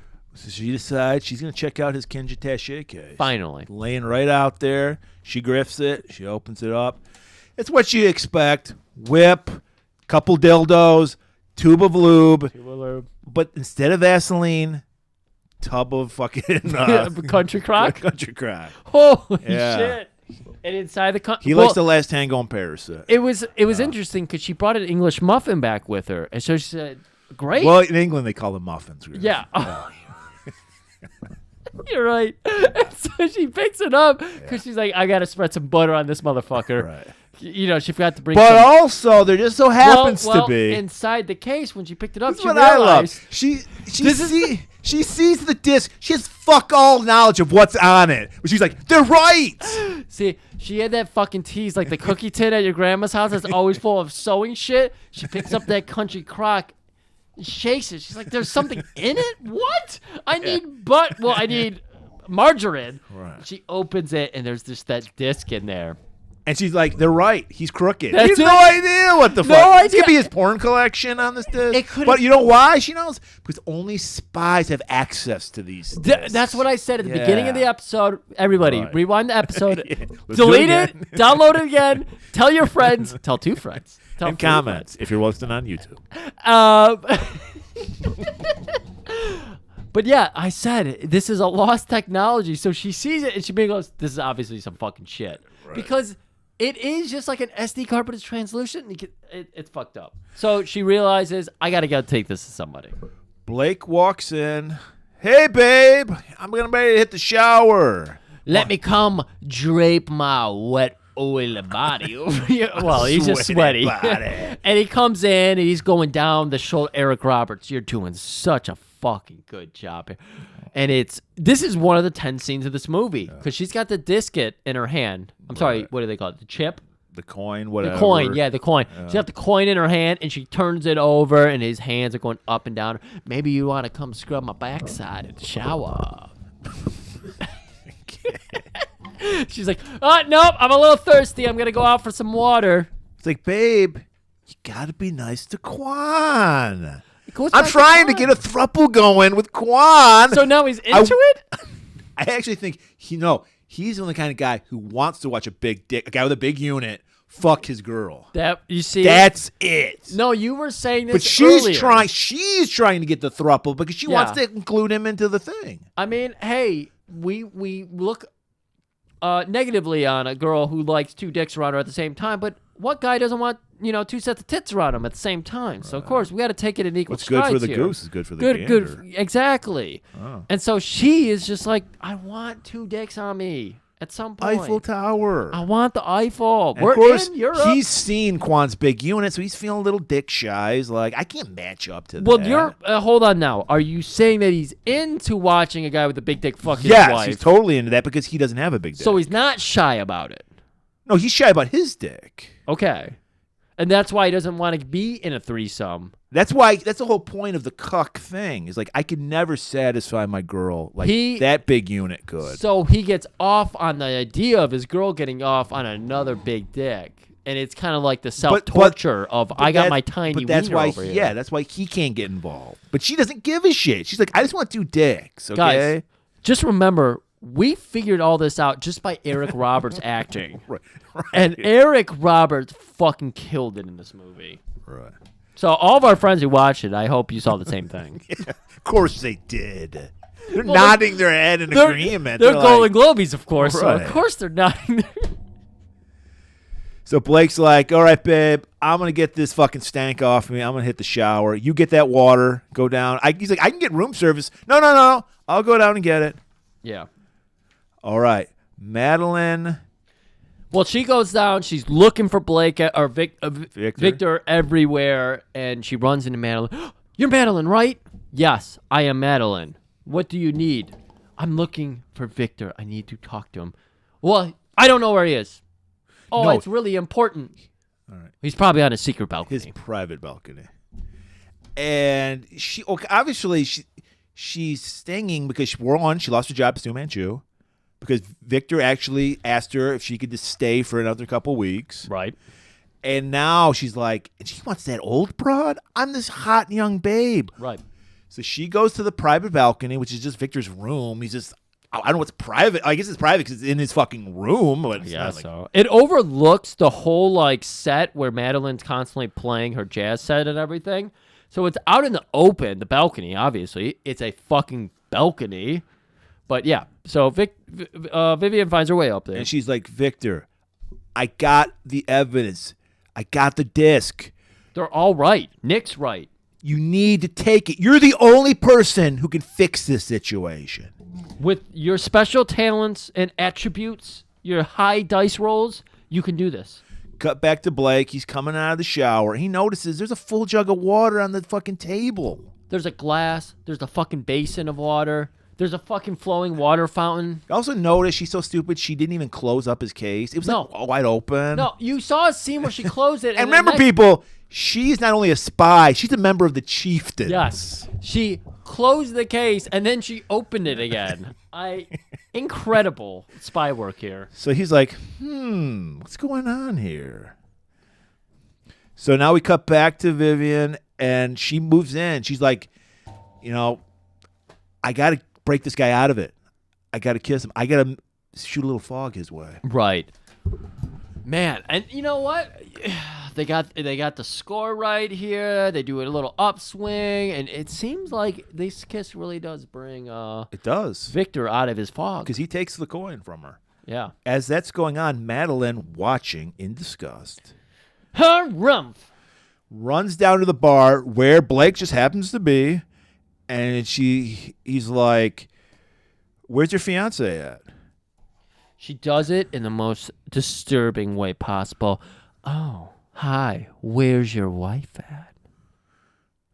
Fiance, excuse me. Married yet? Yeah. And he's like, I don't know, fucking at some guy. I don't know. He It's a doesn't even swingers get. club. Yeah, Eric Roberts. So cool. He just fucking. He wasn't even wearing sunglasses, but he still pretends like he's doing the motion to lower his sun. Does that? And she's like, well, he's up there with Victor. She's up there with Victor. No words were.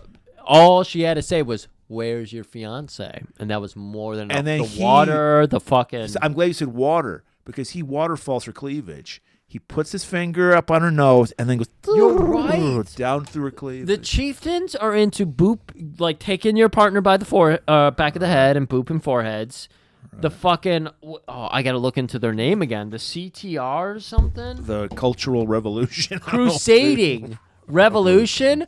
Their nose cleavage boopers. You do the nose, it's kind of like a waterfall. That's their like secret you said. handshake. Yeah. And then he's like, she has to be with Victor. Anyways, Victor by himself is heading down to the beach, and Matidi joins him. And he says, "Hey, Matidi, I'm handing you this very special disc. I need you to make a copy of it. Don't label the them. only person I can trust with this. Don't You're label the only them. person who works here. Right. Don't label these. Don't do anything. Don't make them descriptable between the two. Just take them." So Vivian returns back to the room. Blake's like waiting there. He's got the Kinjitashi case open. I don't know how the tin got full of butter, margarine. Maybe is it? I can't believe it's not margarine or butter. It's Country Crock, Murray. We've been saying Country Crock this whole fucking time. Yeah, I'm just saying. It's okay. It's okay. Okay. Well, what's interesting here is we are in Ireland, and it is illegal to bring in Country Crock. Yeah.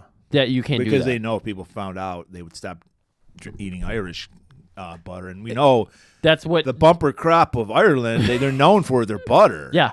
That's 33% of their economy. If they figure out there's a cheaper, safer way to eat butter, well, it's really not safe. It's all saturated fats. Margarine's actually bad. Oh no, for no! you. I mean the process of making butter compared to margarine, because the butter process. Oh my God, people die constantly in that shit. There were a lot of explosions. Right. The whole Just I'll churn churn it, your and it bones explodes. into butter. You churn a butter churn too much, it can explode. It doesn't explode. There's too much pressure. But they didn't care because they were Irish people. Like England didn't care. They're like, give that job to the Irish. Well, get it. They were very keen on the next generation. It's okay if I die making millions of dollars churning butter because my family will live on. My family name. That's why the Irish have 45 kids. So Blake is like, do you think I'm a bad man? Or do you think I'm just making room for the newer, better people? Because I like eugenics people. Yes, he is. Even though he surrounds himself with black men. Yeah. Eugenics. He is a eugenicist, yes. He's like, look, babe, I got to meet with Ahmed. You figure it out. I'm out of here. So he leaves her with another one of the guards in the room to stand over. Quan leaves with Blake.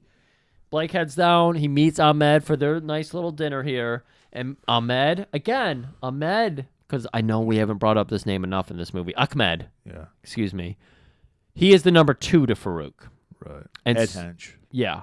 So Blake is just giving him shit the whole time. They send the fucking Where is the suit? coin at? It's somewhere. He's like, where's my money at? Yeah. Why you fucking with me, Ahmed? You can tell Farouk. He wants it. Come get it himself. I don't deal with messenger boys. And Blake excuses himself and he goes, bitch, and just walks off. Blake walks up to Quan and he's like, you know what, Quan? I'm pissed off. Why don't we create a little horror stories of our own? We need to point out, what does he do? Who is he looking at when he says that line? I don't remember. He looks up to Victor on his private balcony. Oh. And he goes, we need to make a little horror story of our own. Meanwhile, a drunken Nick, as usual, staggering into a Zargatha, they're even in the Bahamas, collapses drunk. Right. He has a flashback, finally. Yeah. And we see Grace being kidnapped, and it was his job to protect Grace. No. So By the grace of Nick? By the grace of God. She's being taken away, and the second later, Victor shows up. I'm sorry. I tried. I'm not you. I couldn't stop him. So he's got his own little personal demons to deal with. That's right. And he's looking up at a new moon, and he's just like, I'm so sorry. Now, this is the Casino Royale scene. Oh, we God. get the fucking super tense Texas Hold'em scene. Boomer magic is happening. They meet up. Blake and Victor finally meet up. Right. And so Victor's just walking by, and Blake goes, are you Victor Blackley? I'm Blake. And, of course, Victor does the cool thing. He does run this hotel. He knows everybody comes and goes. He shakes everybody's hand. He stops him short before he can say his last name. Blake Molyneux. Of course I know you scumbag. Oh, scumbag? How about we have this conversation over a little Texas Hold'em? This is talk about boom. This gave me so much douche chill flashbacks to when everyone was obsessed with poker like 10 years ago. Yeah. Ugh. Oh. It's so, I think Flatley nails what he's going for here, though. Wait, this is a classic James Bond scene. Body language, eye contact, how you're holding, how you're betting and everything. Knowing when to hold them, knowing when to fold them. Yeah. Yeah, this is a classic James Bond scene where we have our guys verbally jousting with each other. In a coded language. Right. Because they have all the onlookers. The chieftains are all in the background, if you didn't notice. Of course. Every chieftain, even the bartenders, put the bartenders out, sign out to watch this. Because everyone wants to see this, man. Right. Two alphas going at it. Right. You got Blake immediately tearing down. But Blake's like, I think I can tell a lot about a man by the way he holds his cards. Yeah. And this is the one flaw that Flatley has in his old age. He's got chubby little fingers. He's got chubby little You should have had a hand actor? Yeah. Well, no, I'm not saying that. It's just he has chubby little fingers. That's it. Well, what's he going to do about that? Nothing. I'm just saying. I mean, he could have had somebody put their hands through his sleeves behind him, like a puppeteer type thing. Do a close up of the hands and they're suddenly really thin and wonderful griff like hands. magician hands. I got great hands, man. You got good hands too. Well, thank you. You're welcome. So we get Blake, he's reading Victor by way he's playing. He's like, I can tell by the way you hold your cards. Your fans are chubby, but you're neat, you're clean, you're very particular about what you do. You gotta smell too. He literally goes into smell. Yeah. Blake is that into the crime world. He's like, you gotta. Nice, pleasant, swift smell to Is that Irish Spring? Is that Irish Springs, of course.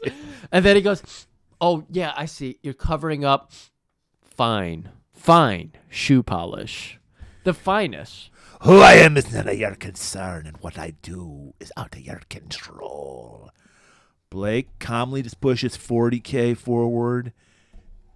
And then, so this way, we get like 2 hands that Blake wins. Yeah, we get 2 hands that Blake wins. Yeah. And so after the 40K push forward, there, the verbal joust has to take a step forward. Because the first hand was just kind of like, oh, we're just having fun. Well, yeah, Blake sees it's not working. So he's got to up the ante. No pun intended, up the ante.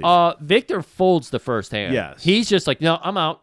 And then the second hand, the 40K push here and everything. Which he does, I'm sure he does purposely to seem weak, appear weak to Blake. Like, he's waiting. He's trying, again, remember his whole character during this time was, let them come and do their business and leave. I don't want any of their fucking troubles. So he's still kind of playing into that in the first hand. And then the second hand, after Blake calls Victor out and everything, he comes back, Victor, with that whole, who am I is none of your concern, and what I do is out of your control. That's when the 40K push goes forward, and while it's sitting out there and the hand's still waiting to be settled, that's when Blake announces, oh yeah, I think I do know about you. You were a secret agent once, weren't you? And then you failed. One of the great chieftains that we all, even though this supposed to be the most elite secret special forces, and some guy who's just out there, fucking dealing in oil knows about him. Well, he might know. I mean, if they're enemies, he might he's got his Matiti, I'm sure. Yeah, that's a good point. So he's like, isn't that right, Blackbird? Oh. The Black. This is the first time and the last time he's ever referred to as Blackbird to the whole fucking movie. I built schools and hospitals. You just hide in your little hotel. You should be embarrassed. And you just get a hard look on fucking Flatley's face here. The Blackbird is dead. And then we go to the background before we go to the third hand, everybody. We got to set up some more shit here. Because like I said, all the chieftains are standing over watching. What does that mean? Matiti's here watching. Somebody comes over to grab him. We need you. You know who it is? That fucking bitch, Madeline. Fucking bitch. He checks to see where Viv is. Is this where Madeline, she realizes she's a bitch? So she hasn't realized it yet. Okay. No, she comes over to get fucking Matiti, pulls him over to a secluded area. He's like, yeah, I need you to go take care of something in this room. And so Matiti, who has to do everything, right, goes into the room, and that's when you just see a shadowy figure behind him with walks the gun. into the Infinity Suite, where Vivian is being held hostage, and he's going to go, he sees he's going to rescue her, and then Quan comes up behind him, shoots him in the head. That's right. Back to the card game. Which, for Quan to shoot him in the head makes no sense. Because I don't know if you know this, but guns make loud noises. And we know that Quan can snap a neck like nobody's business. We've already seen Michael Flatley. You established that he snaps the neck Steven Seagal style. Like, he does it like a Slim Jim. Just whoosh. Snaps necks, cashes checks. That's right. And so now we're back to the card game. This is where we hear about the Blackbird. Oh, this is actually, yeah. The Blackbird is dead. Things are personal now. Blake is really digging in. He knows why the Blackbird died. It's that fiancée of yours, isn't it? Because she died when you were out on a mission. How does Blake know about this? You're right. The secret society. Because it was probably his group that killed her. Yeah, because he's part of that whole organization, the Crusading Revolution. And it's working. Victor's finally starting to crack. Yeah. Part of the scenes where they were dumping gas on her, you should have saw the ring on the guy with the oil canisters. Well, that's why he needed to consult us. He needs to. More people need to. And he raises the hand to 50K, and then Blake just smirks. He goes 70, and then Vic 200K all in with a nice little roguish smirk. He doesn't have the hat on at this time. By the way, I've never played poker, let alone Texas Hold'em. Is this how it's played? Where like the dealer has 2 cards and you get to choose whether no. You have 2 cards. Right. You said the dealer. The players all have 2 cards. They undo 3 cards right off the bat. And so if you don't like what your 2 cards are right away, you can drop out. Obviously, you have to buy in initially. And then you buy in the first time, you see the 4th card. You buy in the second time, you see the 5th card. So that's why people like it. And then you make your hand out of the cards that are available. So instead of having 5 cards like poker, you end up kind of having 7 because you have your But 2. you both use those 2 cards? Okay. You use your 2 cards discreetly, separately, and then you make a hand out of the 5 cards, 3 to 5 cards available on the table. Okay. So that's, yeah. Blake calls his bluff, and he shows he's got a full house. You ain't going to beat that. Right. The previous hand, we just saw Victor lose, and he thought he had a cool hand with 3 of a kind, and Blake ends up beating him with a straight or a flush or something. And so now we see Blake's hand, and he's got 3 queens. You're like, holy shit. Because that river, queen, jack, king, or ace or something. But yeah, they were all high cards. Right. Victor just puts down his cards. Straight flush. He can't even enjoy the moment because Cass shows up, whispers in his ear, Matiti.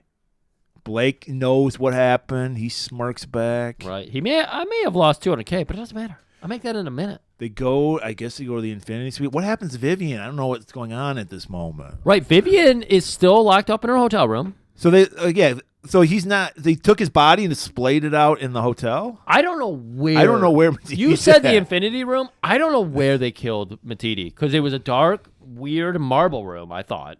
That's all. By the way, the Infinity Suite looked like a hotel room. Yeah, it did. Like it's not a suite at all. No.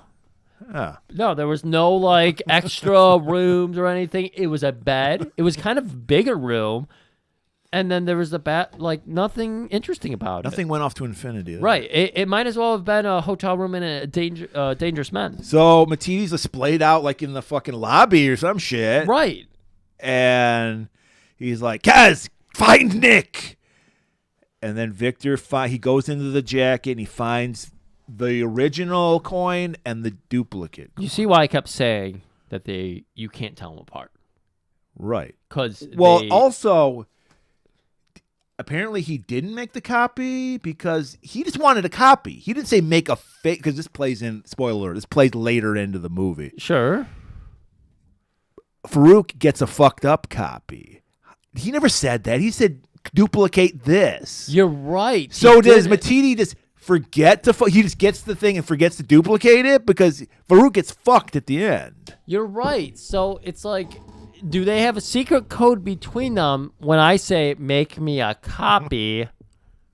There's a strong wink that we didn't see where it's like, yeah, make it physically a copy because they look identical, but one of them actually has the content and one of them doesn't. This is the true definition of a MacGuffin. This means nothing, these fucking discs. Exactly. Big heads back to the bar. He got drowned. Sorry, he just lost his best friend. Maddie, who we know is the rat bitch. Because she just couldn't get that fucking corned beef and shillelagh cabbage or whatever the fuck you were calling it. Yeah, corned beef and cabbage. Yeah. And so she comes up, I'm so sorry. I'll suck your dick to apologize. It's all right, love. You didn't know what was going to happen. Blackbird! Quan is ready to fight. By the way, Quan looks like fucking Mike Tyson. He's this huge fucking dude. He might not be a Chippendale dancer. No. But he is fucking stout. Danzig-esque, if you will. Yeah, he's like an NFL running back. They're often 5'9" or under, but they're like 230 pounds of just like, fuck, let's do this. Give it back, Blackbird! And Blackbird, what does Victor do? He slams back an Irish shot. Bailey's, yeah. Yeah. You can see it because the cream is still just, God. There was a candy cane in it, too. That's what he was crunching while he was fighting. And so he turns, and Quan is coming at him hard. He just reverses on him. 3 punches. This is where the self-awareness goes away. Yeah. Because little old Michael Flatley beats the fuck. This guy, Quan doesn't get 1 punch in. Yeah. And not only does he beat him, he kills him. He takes him down and starts pummeling him. 3 punches to knock him to the ground. Then Flatley looks to everybody and looks back down, picks the guy up by his head, and he doesn't bump it. with his forehead. He fucking pummels it with his fist. The bartender has to drag him off. Yeah, the He's bartender's like, dude, I know he killed Matiti, but this is too much. They do a shot. Michael Flatley does a shot from the ground where you see Victor get off of him and go over to the bar to get another. He grabs a whole bottle of Bailey's, and that's when you see the bartender Seamus come over and check his pulse. He's like, he's gone. Everyone goes, ooh, and then he goes, hold on, I got one more check. Arm 1, 2. Holds it up for tension. 3. This guy's dead. Vic out on the beach chucking that Bailey's. He has multiple flashbacks now of everything that's happened in the movie so far. Look, this man is getting drunk on Bailey's with adrenaline. That suit he's wearing, he can never wear it again. He has shit himself so many times. A 60-year-old belly cannot handle that much Bailey's. Wakes up, throws that Bailey's into the ocean, heads to church. Father, I have sinned, and I'm about to sin again. And so he goes into the little confession booth, and he tells the whole tale about the fiancé finally. We get to see the whole fucking flashback now. And you know what? For a 3-minute flashback, 2.5 minutes of it are just him at the fucking clothes store buying the leather jacket and trying it on and asking everybody if it looks good. But then they finally get back to where Grace is tied up to that stake. The gas is poured on, and she is lit up. And we get some awful CGI flames. I hate CGI flames. Awful. Why couldn't they have just had a flame 2 feet in front of her, like a Yes. real flame? Real flame. Giving the illusion of Right. her being burned. Maybe play the song I'm Burning for You over it. That would have been a little too much. Too much. Okay. Vic arrives, starts shooting everybody, taking them out one shot to the heart, everybody. But Grace, it's too late. Grace is burnt to a crisp. That's She might have right. been a witch, so we don't know. Just zooms in on him crying out. The priest goes, Vic, if you did it, they were justified, and God forgives you. That's right. No, I got an altar boy to molest. And then the priest just takes off. You think even on Swingers Island, he's still just like, you guys shit me in altar boys? The fuck? Yeah, sadly, yeah. Shit, man. I'm sorry. Maddie is waiting to tell him, they got Vivian. And they'll kill her if you don't return the coin. All right. Cut to where we've said it once. You said it a million times. It's even worse because they don't use the word the coin. They use the phrase, what's theirs. The coin is already a stand-in for the MacGuffin. You don't need to have a stand-in for the stand-in. All I know is I hated this next scene. Guys, we're at the last 5 minutes. We're getting there. And we're at the docks because that's where all deals go down. You're fucking kidding me. At the docks? There's dilapidated boats everywhere? Is that what you're telling me? Blake is there with Farouk. They're sitting in the car, got the shades on. Farouk is sitting in the car. Oh, that's right. Blake and his Blake- goons are standing outside. Blake's got a whole new set of goons, and they're all 55 and up, but they're jacked 55. You know why? They're using that Frank Thomas shit. That's it. They're using the Frank Thomas shit. And the other thing about these guys, all old people all have great hair. None of them had male pattern baldness. Nothing. Because they're using the Frank Thomas shit. Is that what it does? Does everything. Oh, shit. So, Farouk is pissed, and Blake's like, you can't do anything. We're Crusading Revolution brothers. See the rings? Right. You could try to fucking do something, but the organization's going to come down on, it's like the fucking League of Contaminous Intent. There's rule books, the how you villain and everything. And so Blake studies it. I got you over a barrel here, Farouk, so don't just calm your fucking shit. He's going to arrive because I've got the queen chess piece on this table of chess, literal chess. And we see that, sure enough, he has Victorian there. Vivian. And God damn it. Victoria, yeah. I'm Victor sorry. Victoria. That's another movie. Yeah. Vic arrives. You tell he's ready to fight because he's got his shirt sleeves rolled up. And Blake's... This is where self-awareness comes in. I appreciate it. Yeah, in a this way. is- It's yeah. awful, but I understand why he does This is how you try to sell it to me. You're like, he does do a good job. He hides his fights. And I was like, oh, that's good for him. But it's like, we see the Klon fight first. So I was like, what are you talking about, you fucker? So he's got to get his queen piece back. And I feel, does he make a deal with Farouk here? Yes. Okay. and he's like, here it is. And Farouk's like, all right. But Farouk does tell him, if you fuck me, I will hunt. Well, you're going a step too far. Oh, okay. I thought before they got into this altercation, he makes a deal with Farouk. Because I don't understand how this interaction goes down. He just shows up and they say, no, fight. Yeah, I think that's it. Okay. I wanted it to be more. I wanted it to be wrong.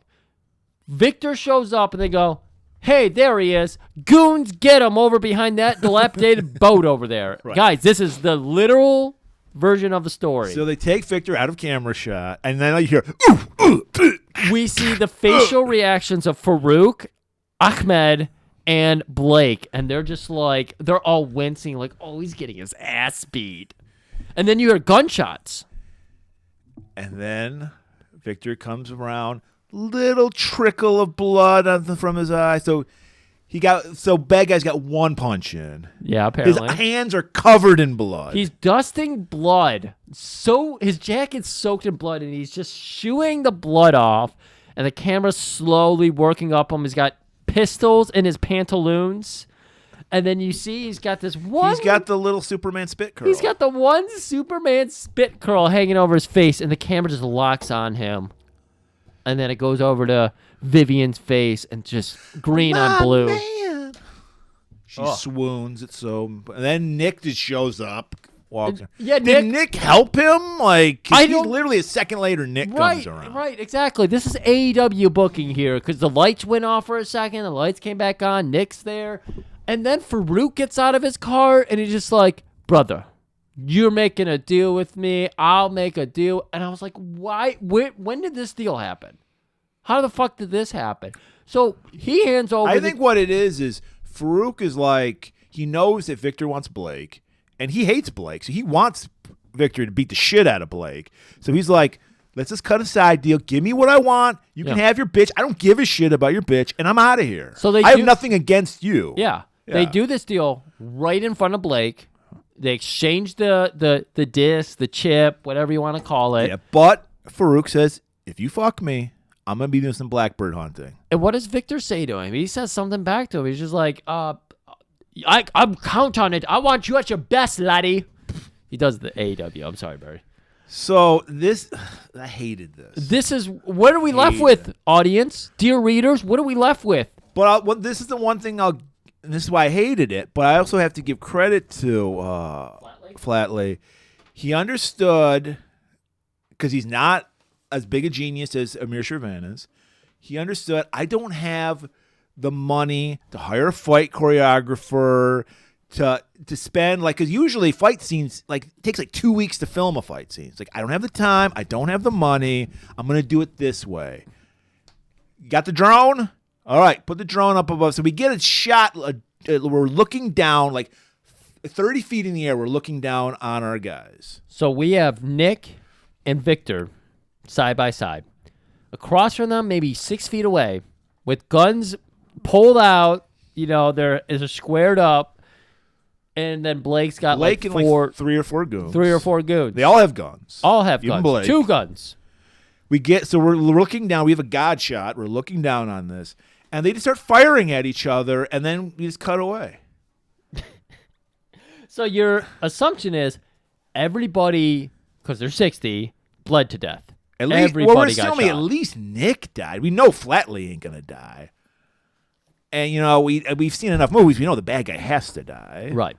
But no, This is Blackbird. He's got to live on. He's gotta have a sequel. We got to have Blackbird 2. Cut to the next night. We're back at the Blue Moon, and business is going, and it's going good. Nick is. Not only did Nick survive, he did get shot in the arms in a sling. His arm is in But a sling. he's been rejuvenated. His hair. Think about Jack Nicholson Nicholson. and Nicholas The is a Shining. golfer. Yeah, okay. And The Shining, like in the last scene when you see him in the photo at the I forget what the hotel's called, and he's got his hair all slicked back and he's a fancy man. That's Nick here. He's got his hair all slicked back, he's in a sling, and he's got a beautiful black woman over him. Right. God, the extra casting of this movie. We got Madeline is back to singing. They got rid of Su Manchu. Well, Su Manchu is on a tour, so Yeah. they didn't have the money to keep her there. All is good at the Blue Moon. We cut back to Farouk. He's at his grimy hideout, like you said, where everything's dilapidated. Right. And Overgrown with plants. We got his version of the hacker that Blake had. Right. And he's like, this is bullshit. It doesn't work. And then he's like, Blackbird, and shakes his fist. And then we're like, wait, did Blackbird survive this fight? And we cut back to his wife's fucking gravestone. Before that, though. Oh, is there a before we get that? a scene. Kaz is in London. Oh, okay. The And casting. she's got I guess, even though none of these guys work for the agency, she still did her paperwork. She meets up like in the back of a limo with the head. The head. Does this mean the chieftains are back together and they've rejoined the agency? No, it meant that they just did enough to save the You're right. agency. No, you're right, because they have to be outside the agency so they can do the things that the agency can't do. Right. It's like the A-team bullshit, you know. Because their hands are tied. Even at the agency, their hands are tied. God, this fucking but But when you play by your own rules, so she gives him, and he's like, she's like, we lost one of us. Yeah. Matidi, and he's Matidi. like, he will always be remembered. I mean, the world won't know that we, the chieftains, are the world's chaos without us. We'll never get our just due, but we'll know. Right. We'll know. And this is where we cut to. We're back in Ireland, I'm assuming. Right. At the estate. Apparently, it's one of those, like, it's like Graceland where she's buried on the estate. She's not even in a fucking I guess, cemetery. Yeah, exactly. The chieftains own this place or something? Is this their club, their hangout? Because it's just like there is no other gravestones here except for like 2 other people and then his wife. And then there's that big estate that they were getting drunk in. And he's back in that beautiful hat that Jack will tell us what it is. And it's tilted. He's got the Gene Kelly hat on. Right. Singing in the rain. And then he's finally over. He could finally let her go. Right. Because he's avenged. Did he avenge her now? I don't fucking know what's happening. I don't know what the fuck's happening here, but then it turns into fucking whatever that Olivia Grunier movie is, because there is Vivian. Angel Town, whatever. Angel Town. I couldn't remember. Vivian shows up. And she's got a fur coat on, and she's like, "You can't leave me. No, she's like, I need to fuck you right here." Like, Victor! Like that fucking annoying Angel Town. Did they fuck on his late what? Of course they did. He bent her over the headstone and just fucking pile drive her. It's in Angel Town. Angel Town. He took her to Angel Town. That's for guys. damn Watch sure. Angel Town. That's it. No, yeah. I mean, I don't know. I mean, I'm never gonna watch this movie again. I don't know if I can really recommend it. No, because like I said, it's not so bad. It's so bad it's good. It's just kind of just there. It's not. It's bad, but it's not offensively bad. Yeah, it's not the worst way you can spend 90 minutes. It's 90 minutes. Yeah, Flatley, if you're listening, release it in America. Flatley, if you're listening, do another movie. Get some help. Consulting will work for 6 figures. Me and Murray here, Merman Productions. We'll give you the ideas. We've got the inside lane on everything. Dance Floor Production in association with Merman Productions. So we're gonna need someone to animate Frank Grills because Yes. we've been working. Shooting We've off a been fucking needing gun. help with that for 5 years now. Almost 6. Almost 6 years now. We need some help with our Frank Grills. Guys, if you just want to doodle some hot dog action going on, we need that. Well, why don't you got an artist in the family? Why don't you get your niece to do a Frank Grills? I don't Is know. that Frank Grills there? It could be Frank Grills. It's supposed to be a dune worm. I love this fucking. I tell my niece, draw me a dune worm and a guy riding it. And I have a worm on a giant bicycle with a man with a hula hoop attached to the worm. Well, that's supposed to be the reins. Yeah, exactly. Yeah. And then It's logic to it. And then I said, can you write Dune on this for me? And so in big, like a young person trying to learn English and letters and everything, she wrote Dune on it. It's beautiful. I love it. It's on the fridge. And it'll never leave the fridge. Yeah. So if we have any artists out there, feel free to do your own rendition of Frank Grills. I'd love to see them. We need some Frank Grills. Yeah, we need some new grills. Yeah, you can send it to our Twitter at GNG Theater or X. I'm sorry. Or Blue Sky if you're one of the fucking 10 people that follow us there. Would that be too violent to show a hot dog? It would be on way Blue too Sky? violent. Yeah, send it to X. 'Cause that's where freedom reigns on X, unless you criticize Elon Musk. All right, Murray. All right, so we're just past the halfway point of Misunderstood Genius Month, and we got a doozy. Next week, we're going to make you sweat. And by sweat, I mean Mark Sweatland. You heard of that guy? Probably not. You will next week, because this guy wrote, directed, and starred in a little martial arts movie called Blood and Steel. And it is available on YouTube for free. I'm sure it's on Tubi as well. Check it out first if you want to, but we're going to enter the world, the Sweatland pony, next week. Till then, keep it warm. Really, because it's cold.